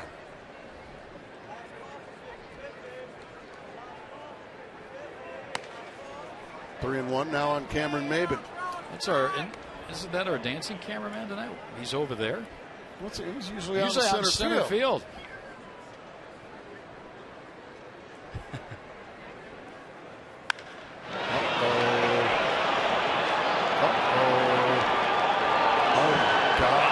Picnic area. That's one of the longer home runs you're going to see. Oh, my goodness. Well, a 3-1 fastball. Belt high down the middle. And that has doubled the lead for Cameron Maben. Wow, what a bomb that was. Somebody just threw their arm out of socket, throwing it from way back there to get it back onto the field. Well, I said he could bunt 270. Well, boy, look at that pitch. Just center cut, belt high. Boy, that is, look how far that ball goes. Golly. It's out there where Mark Reynolds used to hit him. Yeah. I remember Mark Reynolds. So, 2 long balls against Cahill in the game tonight, and a 2-0 Padre lead. Here's Cabrera now, 0-1. Cahill now has given up 5 home runs in his last 3 games. That's foul of the first base line. He's given up 8 total. So the long ball has got him a little bit of late. Well, they always say in baseball, solo home runs don't beat you. Well, Trevor Cahill's given up a couple here this evening, but unless I was going to say, unless his offense can find a way to solve Clayton Richard, unfortunately for Trevor Cahill, a couple of solo home runs might just be enough. Padres came into this one tonight with only 45 home runs as a team. Conversely, the Diamondbacks 80 as a club. Both guys that have hit the solo home runs had only 3 on the season coming into this ball game.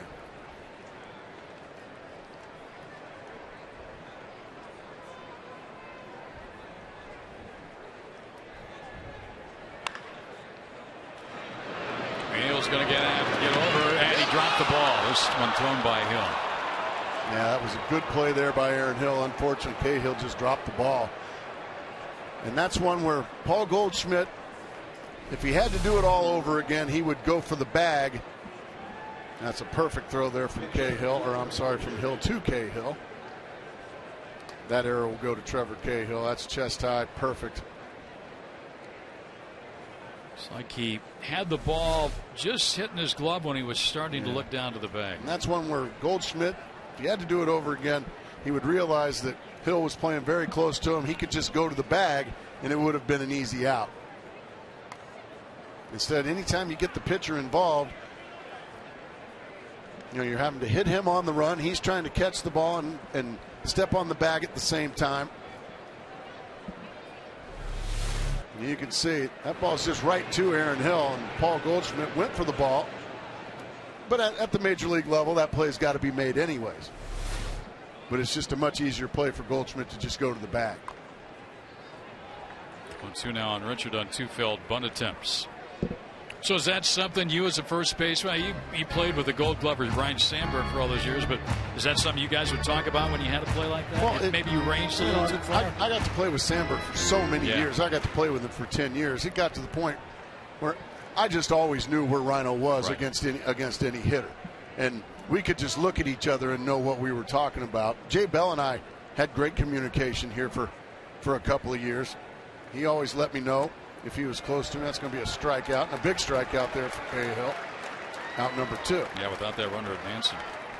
But yeah, you just and that's all part of communication. That's where Aaron Hill, as you see the errors. Yeah, they've had a little rough patch here with the miscues after going almost a month with only 2 errors. And a lot of position players will tell you that errors on pitchers shouldn't count against your defense. One by Ian Kennedy in Milwaukee, one by Cahill here. Cahill had an error in the last ball game. That's right. So 2 outs now. Will Venable at the plate. And really important for Trevor to shut the door on the Padres here. Limit them to this 1 run in the inning. The way Richard's been pitching. Diamondbacks going to have the top of the order coming up in the 6th inning. It'll be the 3rd time around against the left-hander. So I want to keep it at 2-0. No more. Runner goes. Montero's throw is not in time. As Willie Bloomquist does a somersault.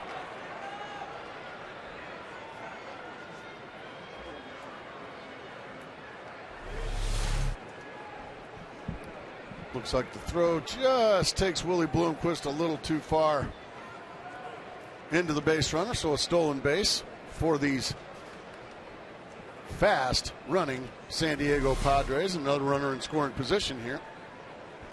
Padres have stranded 7 through 5 innings. Trevor Cahill, just the 2 solo homers is it. Nothing so far with anybody in scoring position. He's going to have to do it again. And he got him. Holy Moses. Really shelled in, and Venable had nowhere to go. Hit batter. I mean, you're sitting on the outside corner. Look where he throws that pitch. He missed his spot by about 7 feet. So he's got danger here now, 2 on. And a guy that's hit him hard 2 out of his 3 times in Amarista. By the way, we showed you Cabrera's 13th stolen base. He's not been caught. 13 for 13. This is one of those where Trevor Cahill, he's gotten a couple outs, but the 2 guys out on the base paths he's directly responsible for. It was his error that has Everett Cabrera on second, and then the hit batsman has Will Venable on first. Now he's going to have to find a way to make a pitch to a guy that's been a thorn in his side this evening, Alexi Amarista.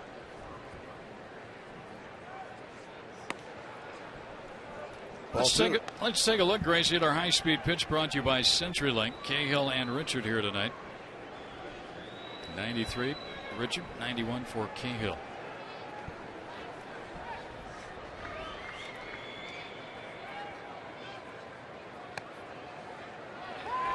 Diamondbacks going to get their bullpen going here. Brad Ziegler throwing. That's about what he does every day. If he's not in the game, he's usually up in the bullpen. Valuable guy he's been. They're looking to get Cahill through this one. He's not going to. Another run. They got to be quick to it to prevent another run from scoring. Venable around third, and he is going to score without a throw. He scored all the way from first base on a double by Amarista, who has knocked in 3 tonight. The Padre lead stretches up to 4-0. Yeah, Trevor Cahill not able to get that 4th out. That error comes back to really haunt him. Another fastball or in the middle of the zone, and Amarista hammers it.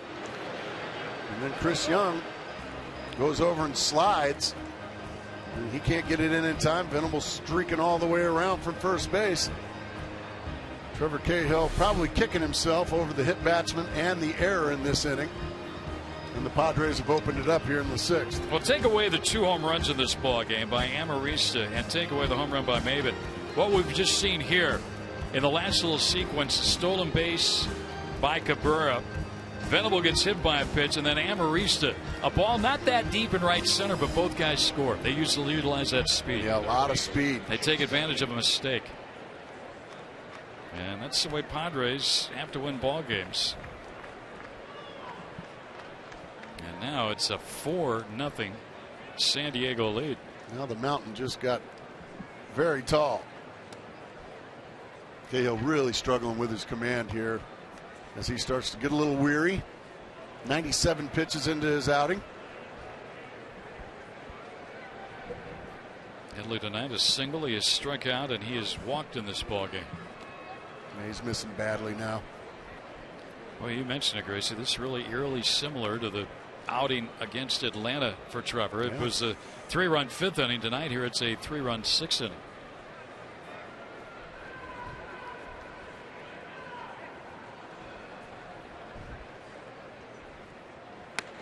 There's a strike. He needed that.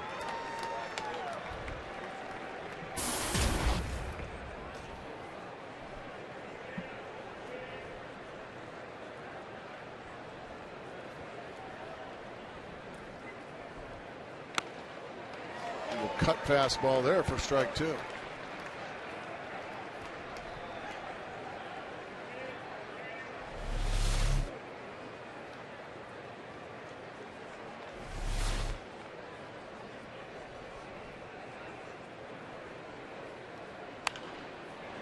We'll get out of play.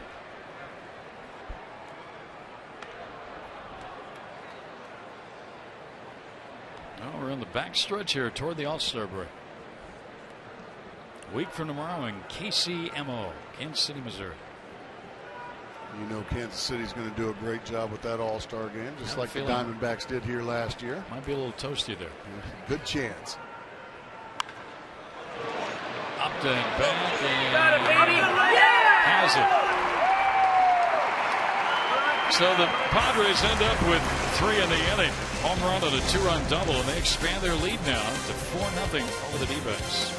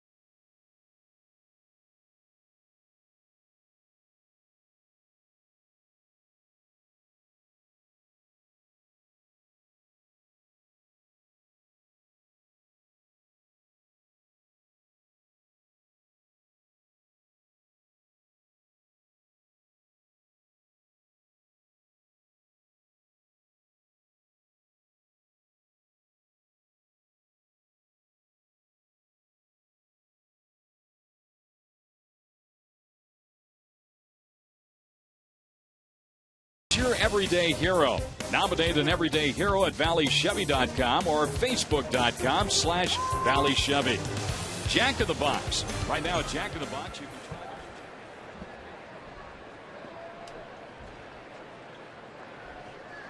Back here at Chase Field. The Diamondbacks now down 4-0 in this ball game as we head to the bottom of the sixth, top of the order. While the D-backs would like to at least get a run here, they would prefer a crooked number after the Padres just got 3 in the 6th. And Bloomquist, who is 0 for 2, fouls one. Yeah, they're going to have to find a spark here. Now they're looking for a big inning. Willie Bloomquist, the leadoff man. Clayton Richard has not seen any Diamondback get past second base tonight. And the Diamondbacks have had only 2 base runners. Goldschmidt with 2 hits and Parr with a hit. No walks for Richard. He has punched out 3.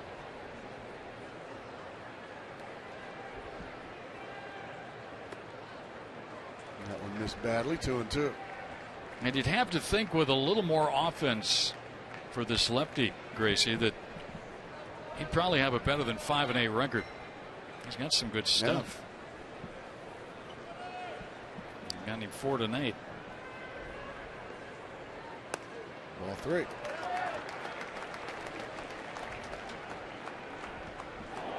Broncos up in the pen. Mike Zagurski. Willie Bloomquist looking somehow, some way to get that leadoff man on. And he did. There you go.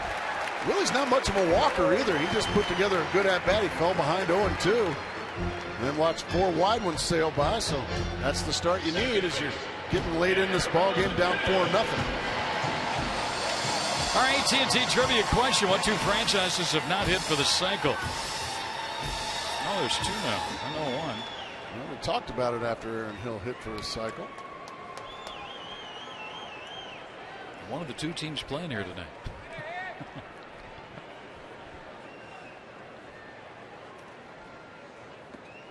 You talked about Bloomquist, a good at bat. He fell behind 0-2 and coaxed the walk.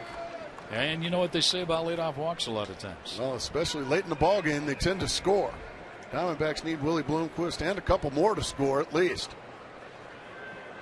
Padres have a very good bullpen. Right now they're worried about Clayton Richard. Quentin will not get it. They'll have to play it up against the wall. And the D-backs to a great start here. 2nd and 3rd and nobody out. Another extra base hit for Aaron Hill. A ringing double off the left field wall.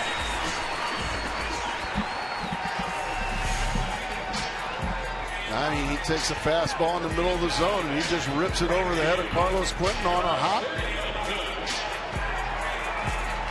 And the Diamondbacks in business. See if Justin Upton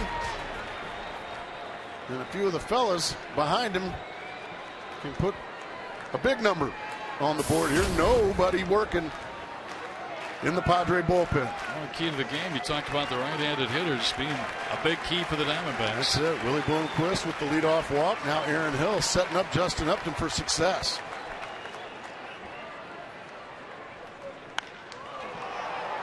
Well, that's not going to do it. Really won't even attempt to tag and come in. Well, that was painful there for the Arizona Diamondbacks.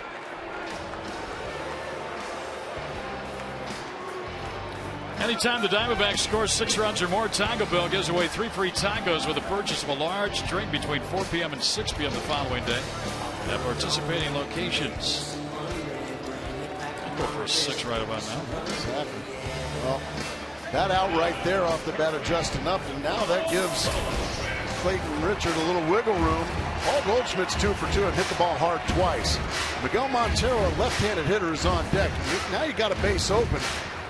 And I'm not saying they're going to intentionally walk him, but it does give him a little bit of leeway to pitch carefully here to Goldschmidt. Into right center, and Venables got it. Willie will tag, and he will score. It's a 4-1 ball game, so there's a run on the board. Sacrifice fly for Paul Goldschmidt. Yeah, that's tough luck for Goldschmidt. He hit that ball hard. That's more like a sacrifice line drive. But Richard does a good job. After 2nd and 3rd, nobody out. He's thrown 2 pitches. And only 1 run has come across the dish as Bloomquist scores easily ahead of that throw. Now you know what Richard's thinking. Hey, 2nd and 3rd, nobody out. If I only give up 1 here, I danced around it pretty good. Doggone right. He'll do some backflips coming off the field if he gets the third out here and Aaron Hill doesn't score. The chopper. He's going to be one happy left-hander. Only got the one. Sack fly by Goldschmidt. They had second and third and nobody out, but they're on the board. 4-1 San Diego.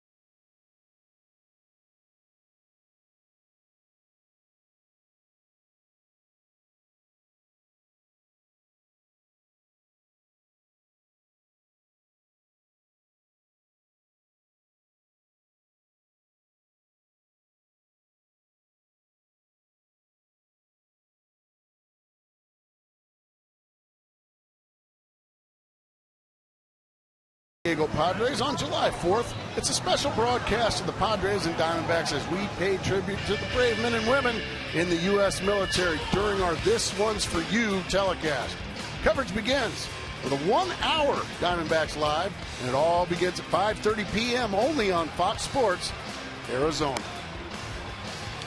And we hope you join us at that time. Diamondbacks go to the bullpen now, and they bring on the left-hander Mike Zagurski. And he's going to face Carlos Quentin, the right-handed batter. The switch-hitting catcher Yasmani Grandal, and the left-handed hitting Yonder Alonso. Well, it's up to Mike Zagurski to put a 0 on the board. The Diamondbacks have 9 outs left. They would have loved to have gotten more than one in the bottom of that 6th inning. Let's hope that doesn't come back to haunt the boys here late in the ball game. First batter he faces is the dangerous Carlos Quentin. Quentin's 0 for 2 with a walk.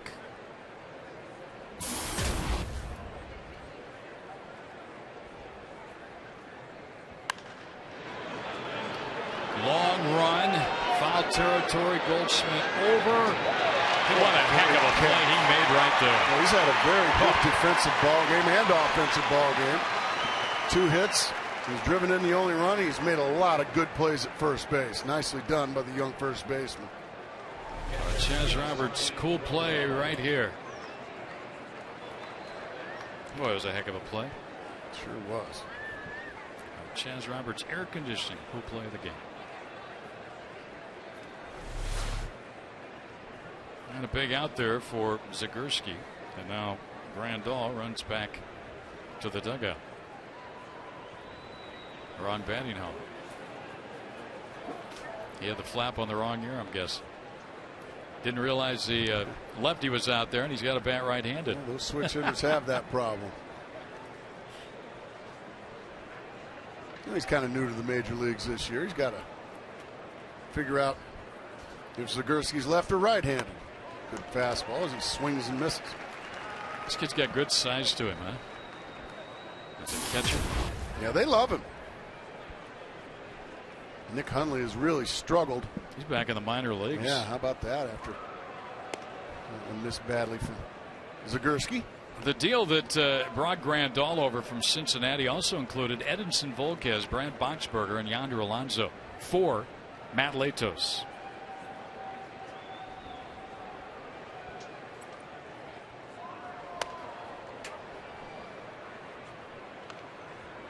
2-1 count here. Diamondbacks had a chance to get a crooked number on the board in the bottom of the 6th inning, but Richard only allowed the one. Yeah, Bloomquist and Aaron Hill were on second and third base in the heart of the order coming up for the Diamondbacks. It looked like they might be right back in this thing. I think he got dinged here. Yeah, right on that throw-in shoulder. Ouch.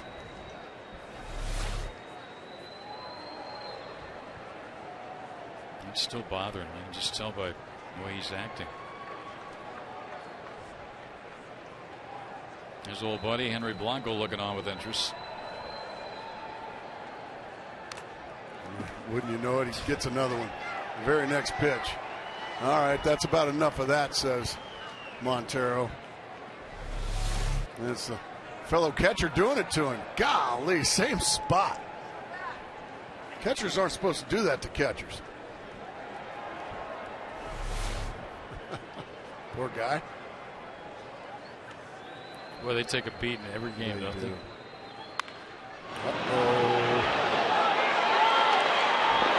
Third of the night for the Padres and the third of the year for Grandal. And they get that run right back. 5-1.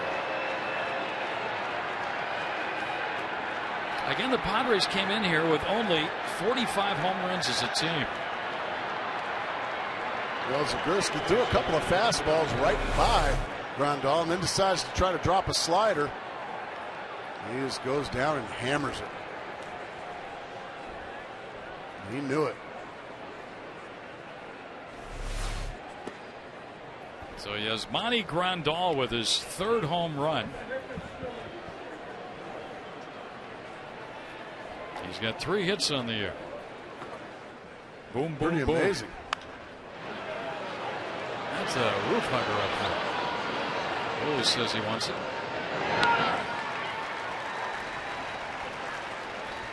Two out.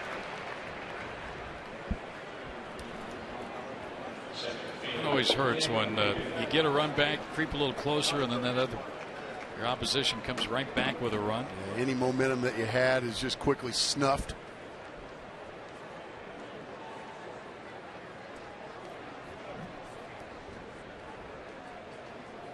Maybe hit a bomb last time up, didn't he? Tape measure blast to left center his last time up.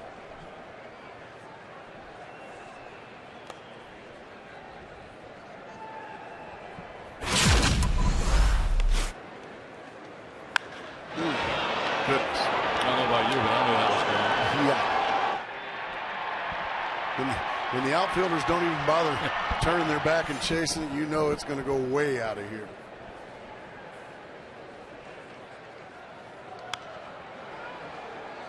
And he just doesn't swing like a 202 hitter, does he? No. It's just. At least not tonight. Yeah. It's just so confusing how a guy with this much talent and speed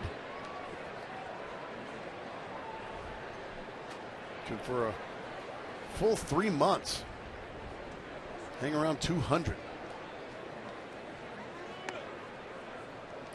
Maybe last year had a breakout year for the Padres. Hit 264. He scored 82 runs, stole 40 bases, 9 homers and 40 driven in. And got him from Florida. Originally started with Detroit.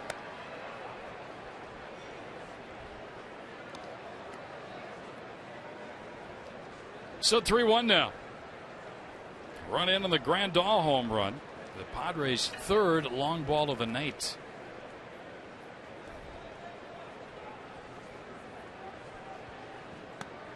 And a walk.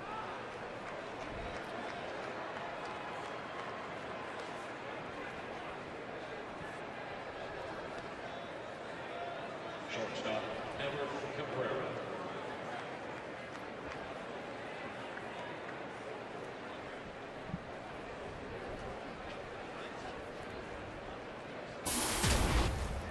And with Cabrera, one of their switch hitters, and they have a few in the lineup, 3 of them. He turns around and bats right-handed.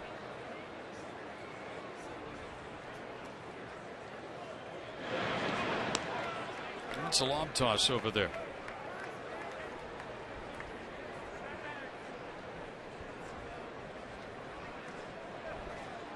Maben on base for the 3rd time here tonight. I'm sure that's pleasing to Bud Black. Anybody, just about anybody in this lineup, when they get on base, they're a threat to goals. Ryan Roberts watches that one go foul.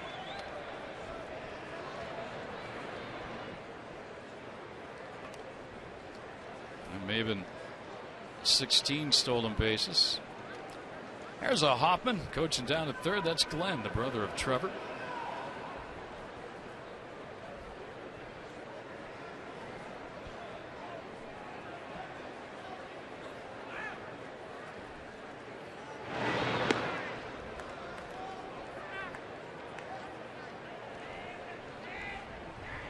Well, D-backs only got 1 run yesterday, and their loss to the Brewers only scored 2 on Saturday, only 1 tonight here in the first game of this homestand.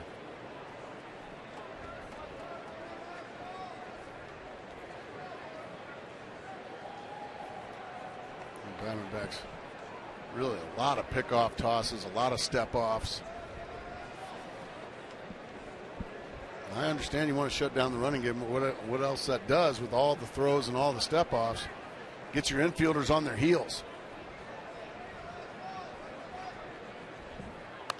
Good fastball there, 0-2. The ball hit the guide wire. It ricocheted into the Padre dugout.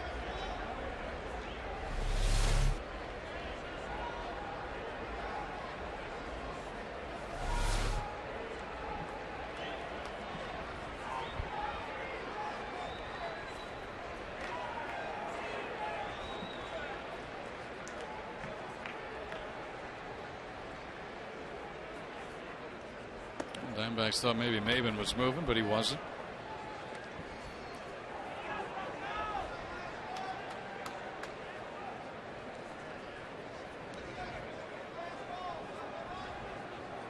A 1-2 count now on the hitter, Everett Cabrera.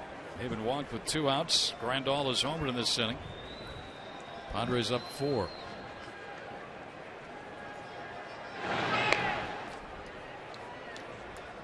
Game is slowed down a little bit here. Truer words haven't been said, Greg Schulte.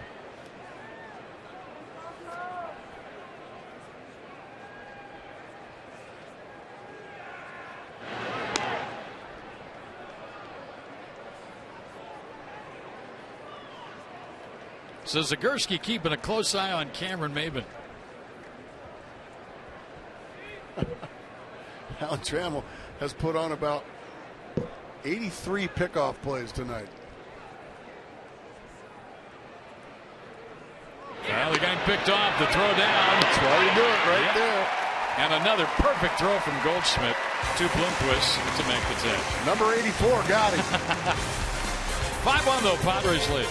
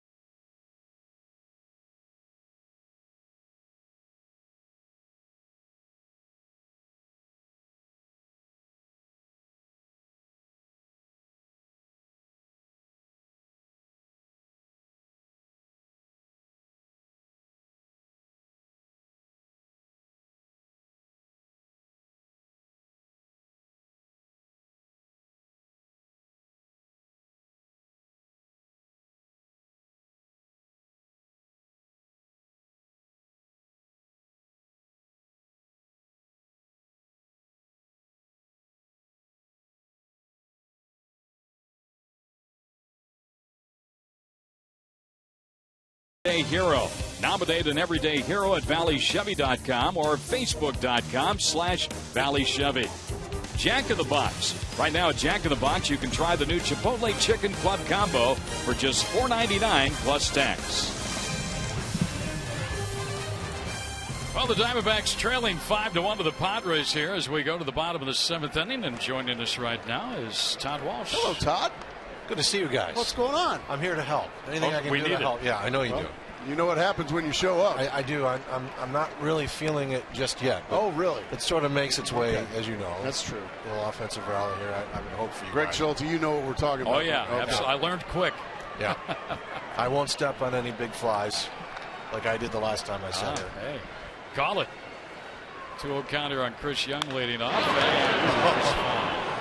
Like I said, it takes a little bit. It usually just means nothing but a big rally for the Diamondbacks anytime Walshy shows up. What have you been up to? Well, you know, actually getting ready for the postgame show tonight with the king of all media. As you guys know, Mike Fetters is filling in for Tom Candiotti on the radio side, and he was kind enough to work the pregame show. We're dragging him out of the radio booth the second this inning ends, which could be 20-25 minutes from now, to make our way to the set for the postgame show. That's the plan. Well, let's. Oh, he can pull that off. Yeah, Tom Candiotti with a really well-deserved off tonight. Really? Yeah. Really? Okay. Pretty deep center field. Maven back, and it's gone. A home run. That's all right. Diamondbacks get a run on the home run. Really, dude? I don't even know what to say. Home run. Okay. It's a Fulton home run. So that's another $150 going to Central Arizona Mine Rescue Association. 3-1 fastball right down the middle. Chris Young gets a ton of it.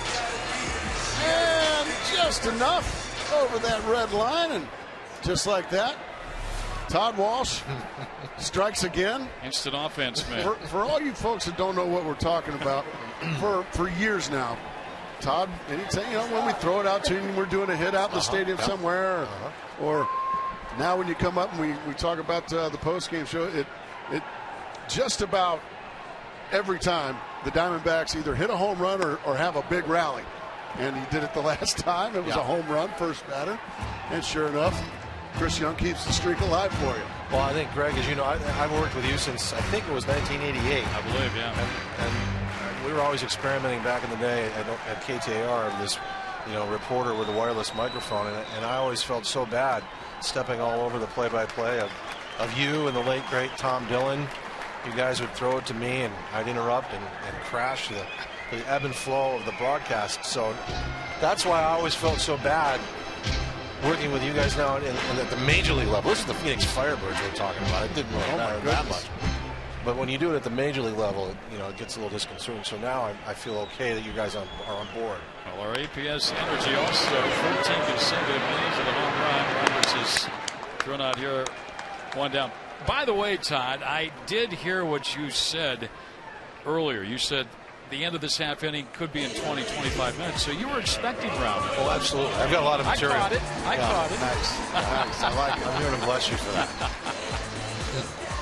I'm looking forward to the postgame show with Mike, though, because one of the things that Mike Fetters was talking about was the adjustments that Trevor Cahill has made over his last few starts, but also I know he's got some nuggets on the changes that he made from the first inning to get him through to the sixth. I know the wheels sort of fell off in that sixth inning, but that's part of our show tonight. That will fall, Greg, as I step all over your play-by-play again. It's quite all right. It's all ball, Todd. But see, Mike is already learning the art of the vertical tees, talking about something on the pregame show to make it to the postgame show, which I'm impressed by and I'm very grateful for. Does he use the third to first move with you out there? He hasn't yet. Not yet. Coming. I'm sure it is. There's a fat man. Leo Gilmartin over there with Jeff Munn. Money's the only one in the white shirt tonight. Yeah, and it's interesting because of Joe Borowski's vacation. Mike is stepping up and playing large for us here. Maven's going to get that. That's right. But a real quick promo, if I could, guys, for later in the week on the pre and post game shows, we tap into our broadcast partners, the Phoenix Suns and the Arizona Cardinals. On Thursday, the pre and post game show analyst, not a guest, analyst, Dan Marley, this kid who comes to the plate.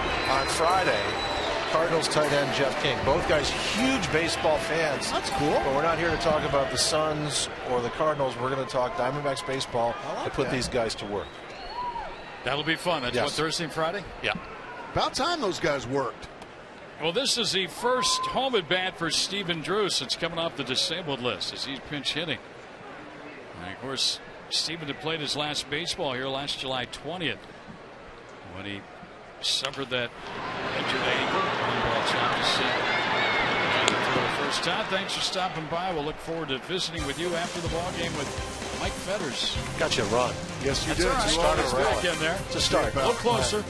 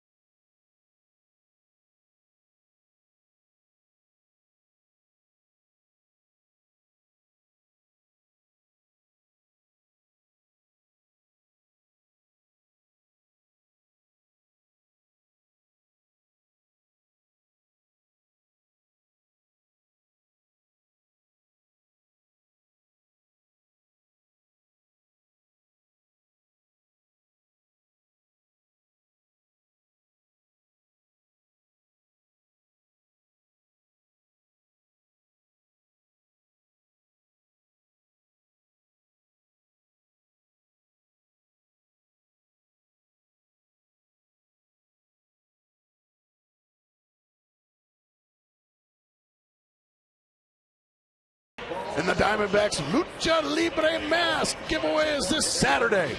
We're giving them away to 15,000 fans here for the Diamondbacks and Dodgers matchup. Game time is 7 p.m.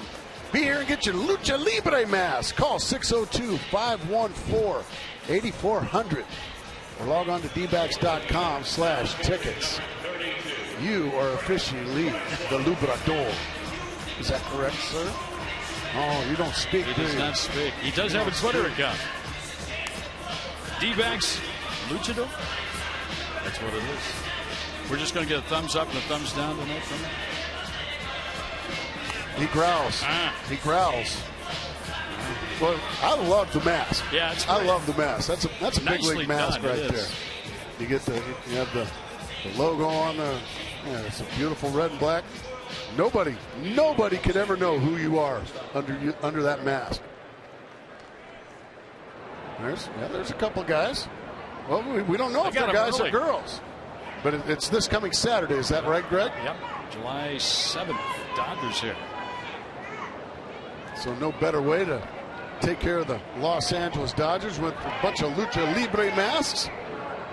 Yeah. And we got a new pitcher, and that is Craig Breslow, the left-hander, coming on for the 8th inning. So the D-backs have gone with back-to-back lefties. Breslow's appearing for the 33rd time now. 32 strikeouts and 35 innings of work. First batter efficiency at 63%. And he's run it to 2-0 on the man at the plate, Everett Cabrera, who was at the plate when Maben was picked off to end the 7th inning. Well, Todd got us a run. He did. He does it just about every time. 2-1 now, the count. Now, the Lucha Libre mask, Greg, but I kind of like the cape. Yeah. Whatever happened to a good old cape? Did you ever wear a cape anywhere? Or was that kind of back in the 1800s or something like that? How about you? No. Sharply hit, but Aaron Hill's right there. Quickly one away. And Richard's going to stay in the ball game. He's going to bat for himself. I think one of these days kind we of got a sequined. That's very. That's a very big. nice. I mean, this is sharp. Yeah, I like it's that. a good looking cape. One of these days we ought to just come on the air with a cape on, Greg. Don't you think? I agree. Yeah, just like professional wrestlers, like Gorgeous George. Remember Gorgeous George and his cape? Well, I'm with you, though. That mask is a good-looking mask as a giveaway. We may just have to wear those on Saturday ourselves. Not the whole game, though. I don't think. I think we'd struggle with it. It would make me look better, right? Lucha Libre, Lubrador. You're wearing the Los D-backs. It's the Lucha Libre mask it's a big deal in Mexico. Right. The wrestling down there. I mean, those wrestlers are heroes, and they're icons down there in Mexico. Mil Máscaras, a famous. You got a thumbs up on that. That's famous good. Mexican wrestler. That's a swing and a miss for strike 3. It's a couple outs here for Breslow, and the Diamondbacks just need to shut the Padres down the rest of the way and hope they can rally in the 8th and 9th innings and pull one out here. Yeah, there you go. And I also need to give our Lubrador his Twitter account. It's hashtag D-backs Luchador, Luchador. Are you getting a lot of responses? Just starting it up. Just starting it up. Okay. Just starting it up. So we need a lot of responses. Absolutely. So go ahead and give it one more time, Grace. Give him a whirl. His Twitter account is hashtag D-backs Luchador. D-B-A-C-K-S L-U-C-H-A-D-O-R, Luchador. Oh, that's a good fastball. Breslow looking sharp tonight. Venable has walked. When he was hit by a pitch in the 6th inning, he scored. Well, tell you what, if the score remains the same, we might have to send our Luchador down to the Padre dugout and just have him open up a can on some of those Padres down there. What do you think? He's got the gloves on and everything. Yeah, he's ready. Absolutely. Come off the top rope on him. Atomic elbow. Looking forward to Saturday. That's going to be a fun giveaway. We buried a fastball right in on the belly button of Will Venable and jammed him. And you know what the real fun part's going to be? Looking around the stands and seeing all the people around. It's going to be great. It's going to be great. You're going to be here, aren't you? Oh, yeah. Absolutely. There's the hashtag D-backs Luchador. Luchador. You got it. And he will personally get in touch with you. All right. Luchador, go down there and get us some runs somewhere. Yeah, there you go. Get a little excited, Luchador.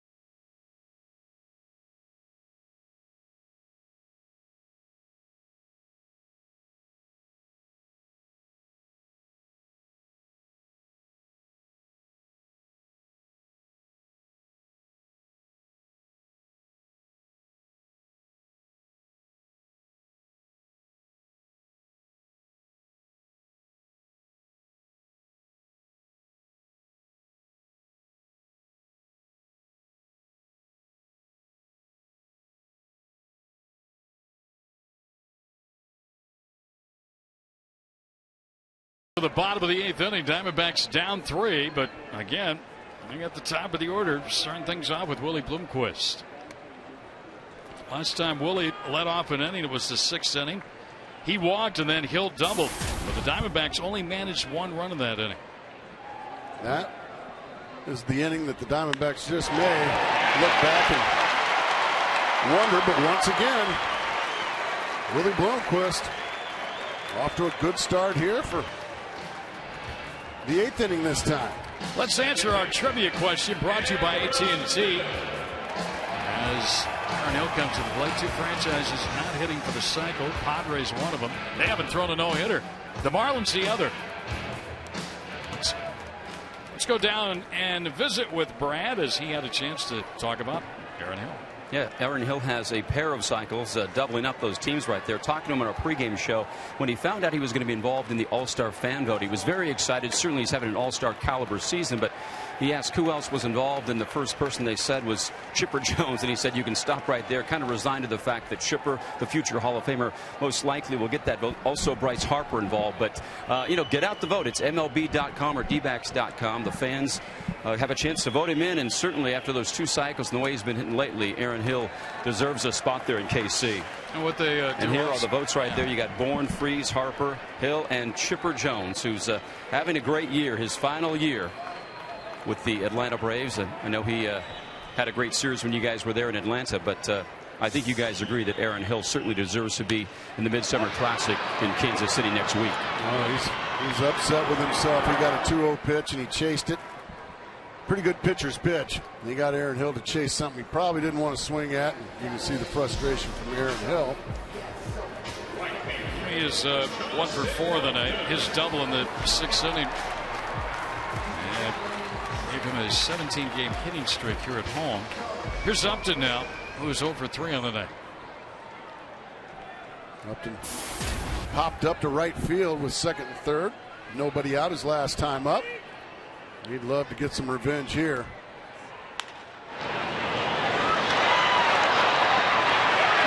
they got the out at second on a dazzling play by Cabrera to Amarista to get Bloomquist. That ball was deep in the hole when it got by Headley. And that, they don't get that out at second. You got Goldschmidt up as a tying run. That's exactly right. And that's a good call out there by second base umpire Lance Barksdale. The throw gets ahead just in time with the foot of Willie Bloomquist. So, as you said, Paul Goldschmidt will not represent the tying run. Justin Upton hitless in 4 at-bats tonight. Goldschmidt's 2 for 2 with a sacrifice fly, and he takes one into the dirt. Richard working here in the 8th inning. Has only thrown 89 pitches on the night. He has pitched a heck of a ball game. Padres have a good bullpen. They have a closer, Houston Street, who will be their representative as an all-star. Richard trying to get him through 8. He's 2/3 of the way there here in the 8th inning. On this away.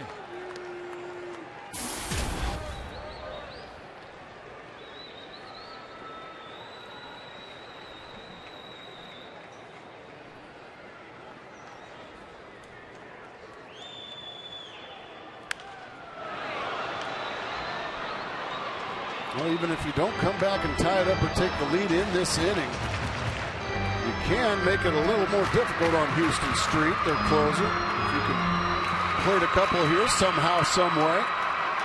Joe Thatcher, the left-hander. Vincent, the right-hander. There's Houston Street. And that one misses 3-1. You need base runners. Yeah. You know, yeah, it'd be great for Paul Goldschmidt to launch a long ball into the seats, but you need base runners. You need to get Miguel Montero up there representing the tying run. One wide one away from that happening. Hit deep. Mavenell has got it right in front of the wall. And this inning will come to an end. Leadoff single gave the Diamondbacks a chance. They couldn't move him around. And we'll head to the 9th. Padres up.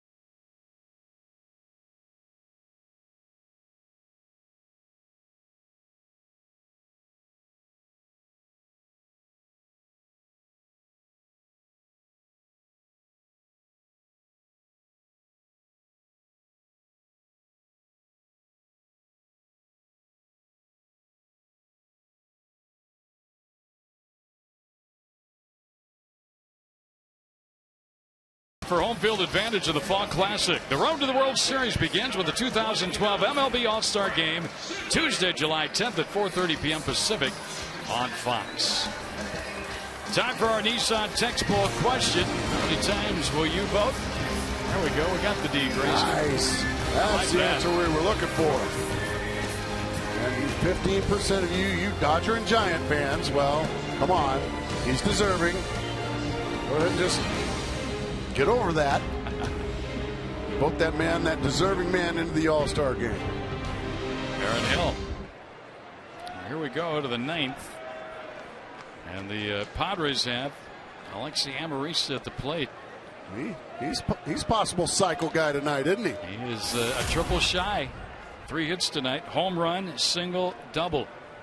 He's working against Brad Ziegler. And he fouls one. This, of course, is a triples alley ballpark.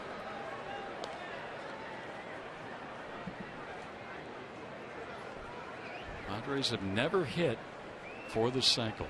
Isn't that amazing? Yeah. Who was the other team? Do we ever get that trivia? The Marlins. It was the Marlins? The Padres. They've come close a lot of times, the Padres, to hit for the cycle. 340 times, but they never got that needed hit. And unless Chris Young falls down here. 1 out. Well, 341.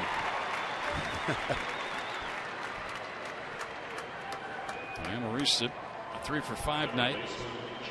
He'll take that. They also came into a ball game, Gracie, a triple shy of the cycle, 244 times. Now the Diamondbacks been around since 1998, and they've hit 7 cycles, and that man got 2 in 11 days. Unbelievable. That's is still such an unbelievable feat.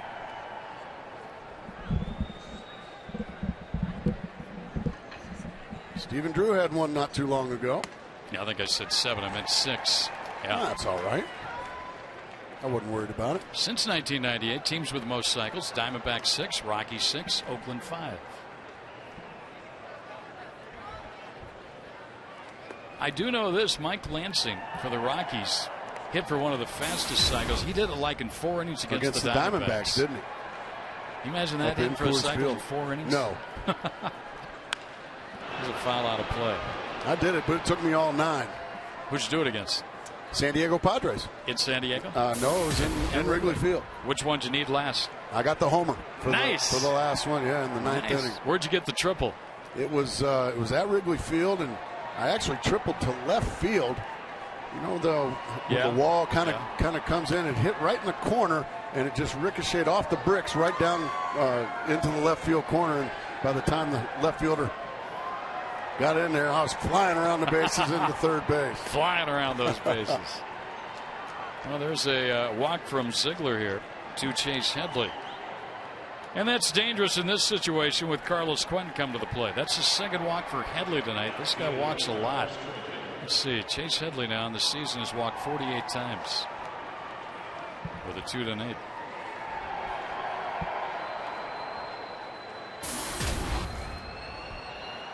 Quentin has walked tonight, but he's also been retired 3 times. Well, this is a must-have shutout inning for the D-backs against the Padres here.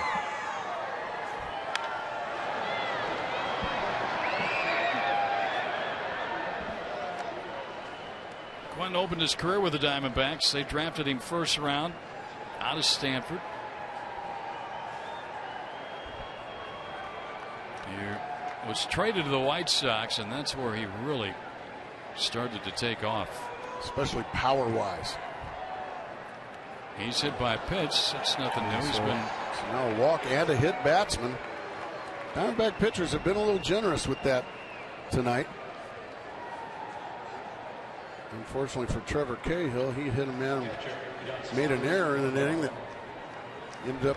Both of those runners came across the dish in a 3-run Padres 6th.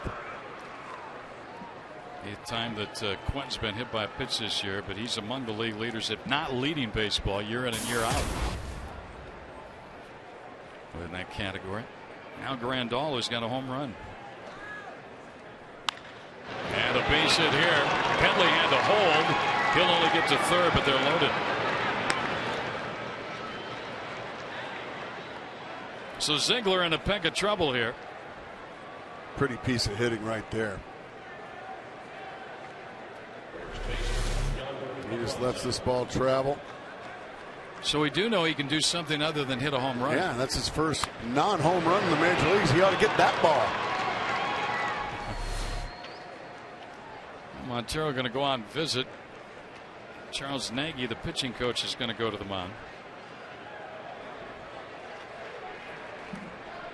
Let's take a look at our tools of the trade presented by Ram Trucks, and a heck of a well-pitched ball game by their starter Clayton Richard. Yeah, he's been handcuffing the Diamondbacks on 6 hits through 8 innings.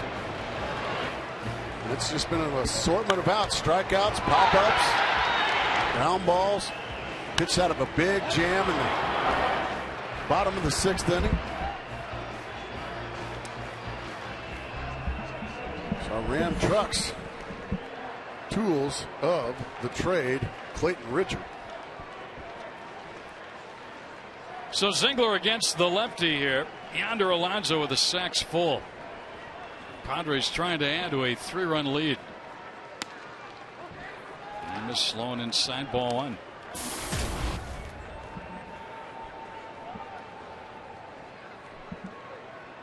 Well, for 4 night going for the Padre first baseman.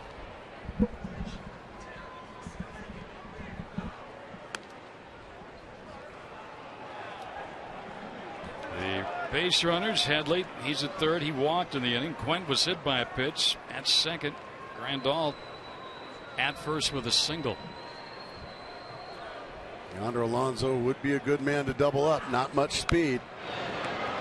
He got a 2-0 fastball and he was tardy on it. Ziegler gets a lot of ground ball outs. In fact, he leads all relievers. 13.0 ground ball to fly ball ratio. Coming in tonight, 65 ground balls to 5 fly balls.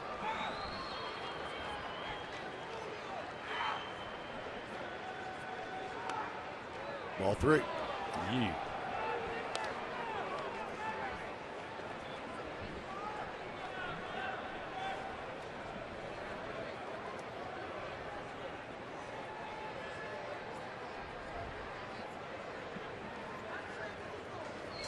He missed inside, and that forces home a run. Bases loaded walk. Yeah, that's 2 walks and a hit batsman now for the usually dependable Ziegler. Boy, the Diamondbacks just can't score a run without giving one up. Yeah, that's not a winning formula. So Alonso gets a cheap RBI with the bases loaded walk, and now Maben will be the bet.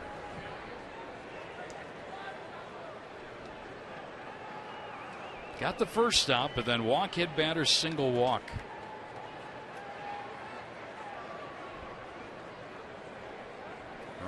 Brian Shaw loosening the Diamondback pen. And he's going to come in here as Kirk Gibson's heading to the mound. Well, I don't know if Shaw's been up long enough. I guess he is, because he's coming in the ball game. Gibby's going to take the ball from Ziegler. So the Padres up by 4 here. They've got them loaded when we come back, and only 1 man out in the 9th inning.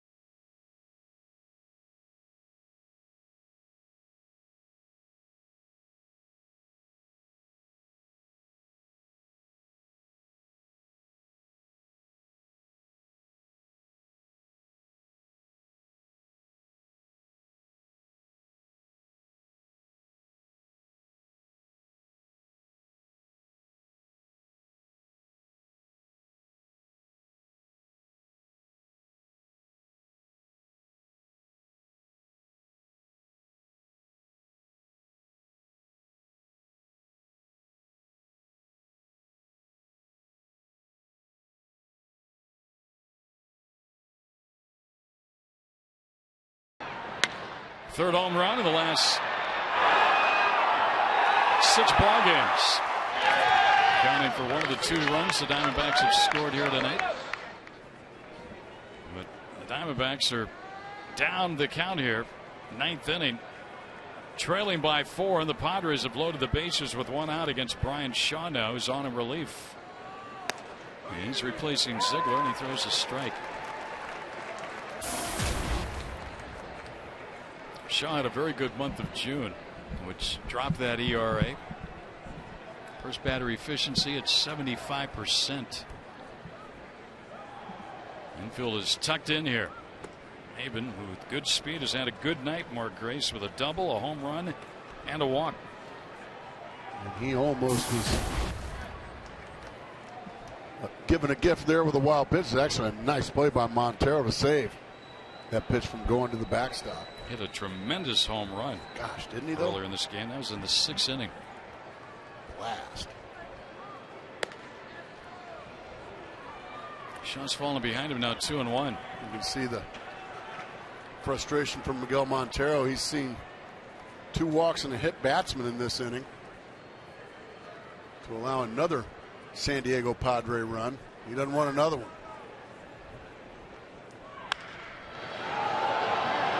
You probably need to let Upton catch this. He's got a better arm. They do. Here's a tag. Here comes a throw to the plate. We got a play, and he is out of the plate. Crum didn't even try and knock the ball away or knock down Montero. He was out by plenty. So Upton got himself in position and made an accurate, strong throw to cut down the runner at the plate. But the Padres had a run. They lead in the bottom of the 9th, 6-2.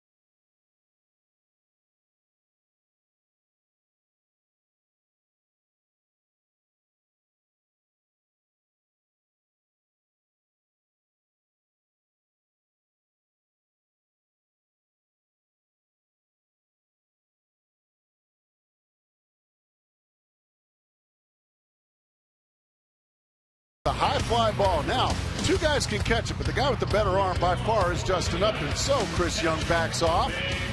Lets Upton, he gets in perfect position and throws a one-hop strike to easily gun down Carlos Quentin.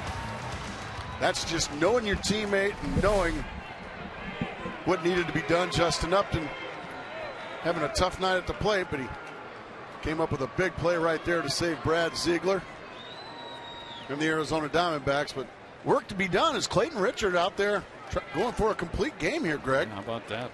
Hasn't had one this year. Had one in 2010 against the Dodgers. And he throws ball 1 to Montero. I'm sure they'll keep a tight leash on him here with a 4-run lead. Ball 2, 2-0. Well, this kid's pitched a heck of a ball game against the Diamondbacks tonight.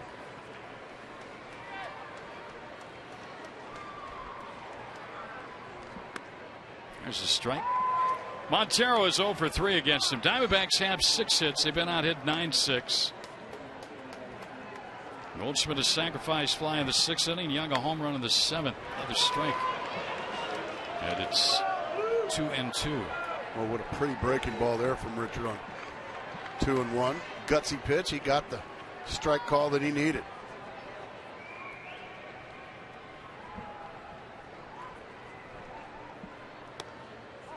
He missed. Now it's 3-2. Miguel Montero. His job is by hook or by crook to get on base, either by walk, hit batsman, error, catcher's interference, something. Toward the shortstop, and in the ninth. Well, folks, if you're hitting the road, take Fox Sports Arizona's coverage of the Diamondbacks with you this season. Subscribe to MLB.tv today to see every Diamondbacks out-of-market game live online and on your favorite devices in HD quality. Visit dbacks.com to order and get more details. MLB.tv. Baseball everywhere.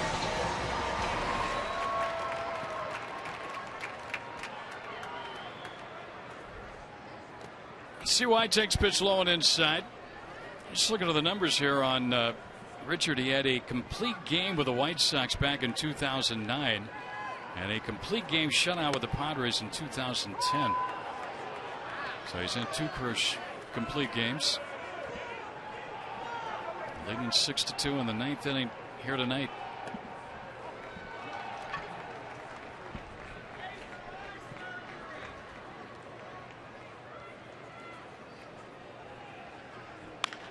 It's hit foul by CY down third base side. Diamondbacks, if they rally to win this ball game, will fall back below 500. Giants not playing tonight. Dodgers are trailing in their ball game at home against Cincinnati. Another 3-ball count here.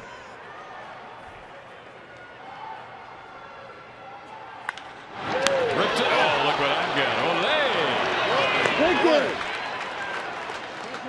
A rocket off the bat of Chris Young. Unfortunately finds that left paw.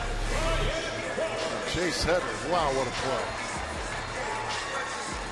So 2 outs in the 9th. And now Richard tries to become the second Padre to throw a complete game. Anthony Bass had one back in late April in the loss to the Giants. 1 strike on Roberts.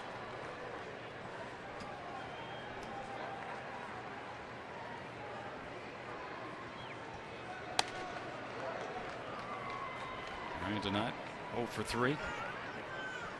Well, 1 out away from a pretty spectacular effort here by one Clayton Richard.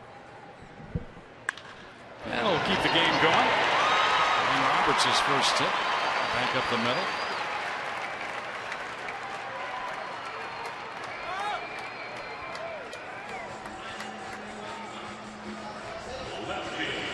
And the Giants are idle. They go to Washington, D.C. The Dodgers, then the Diamondbacks. So this is a very important homestand.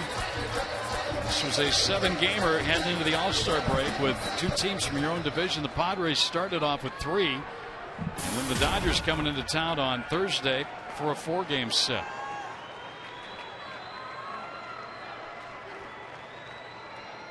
There's Parra now, and he takes strike 1. Araldo's got a hit tonight, 1 for 3.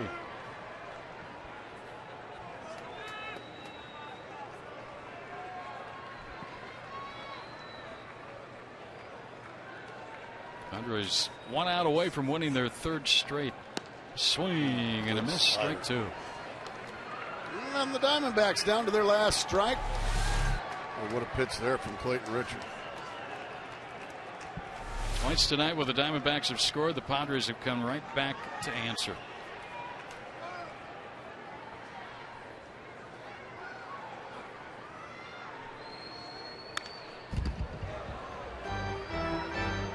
Fastball. Got it where he wanted it, up. We'll do it again. Let's see, the highest inning he had this inning, the 9th, with pretty 18 impressive. pitches. Pretty doggone impressive. He's been pretty good. He's been hot. The Diamondbacks knew they had their hands full with this guy. Boy, did they ever find that out.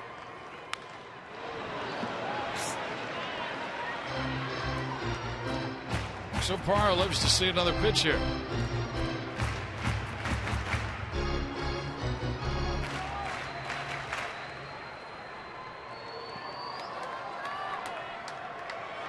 This has been a house of horrors for the Padres over the years, but not tonight.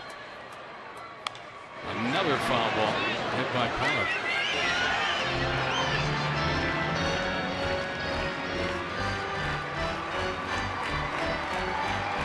Diamondbacks have already played twice at San Diego this year. This is Padres' first visit to Chase Field. And if they had their way, coming into this season, they would just soon play all 6 series in San Diego. Yeah. But not tonight. They played well. Yep. They're up by 4 with 2 outs in the 9th. Oh, boy. Richard wanted it. He didn't get it. Trevor Bauer will toe the rubber for the Diamondbacks tomorrow night here. He'll make his home debut. It won't be near as hot indoors. Get here early to watch his routine before the ballgame. And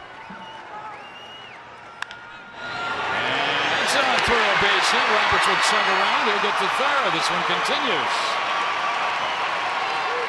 Not so fast. Let's see if Bud Black elects to stay with Richard.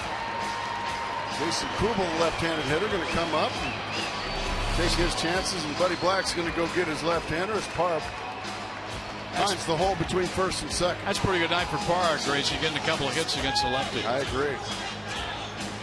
Well, Richard went 8 2/3. He's going to leave here. He had a heck of an outing tonight. You can see he wanted it bad. This was his toughest inning as far as pitches thrown. Heck of a performance by that was man, impressive. Richard. We'll come back. And the Diamondbacks got a rally in them.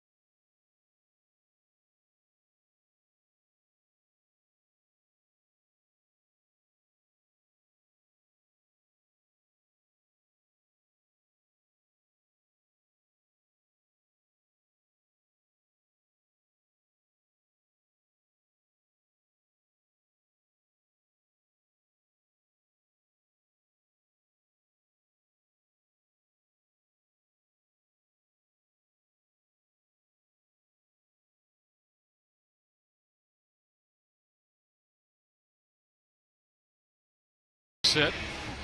And off the bench comes Jason Kubel to bat for the Diamondbacks. Well, this guy had a heck of a month of June. 27 RBIs.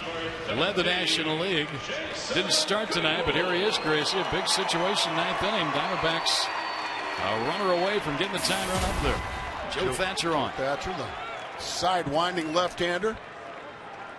You can see he's pretty good with his inherited runners. Jason Kubel trying to extend the game. Good fastball, strike one.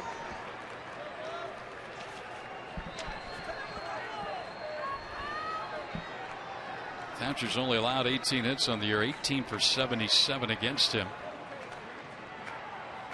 Runner takes off, Parra, and they'll give him the indifference call out there. 0-2 meanwhile on Kubel. Yeah, he's just thrown 2 fastballs right there, and Kubel just with that crazy delivery from Thatcher was frozen on both of them. Just missed 1 and 2. So Richard went 8 2/3 innings. Thatcher on trying to close it out for the Padres. 2-2. I'll tell you, the fans have stuck around here, hoping. Rally caps are on. Crazier things have happened. Oh, yeah. 3-2.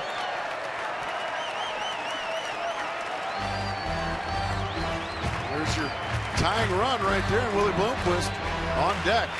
Kubel was 0-2. He's fought his way to 3-2. Now Thatcher going to have to throw a strike. Oh, boy, he had a good rip at that fastball. Sure did. Fouled it straight back. Well, you can see he is ticked off. Well, he is right there. That's a good swing. Yeah, you purse those lips like that. That's about as much emotion as you're going to see from Kubel.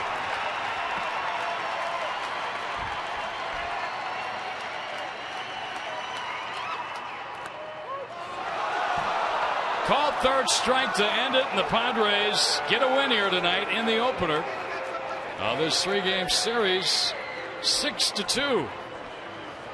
As the D-backs leave 2 on, they get 2 on with 2 hits to knock Richard from the ball game, but that's it. Padres end up a winner as they beat the Diamondbacks. More to come with Todd next. And for Mark Grace and our crew here in Phoenix, I'm Greg Sholey. Final again. Padres 6, Diamondbacks 2. Don't go away. Stay with us for more.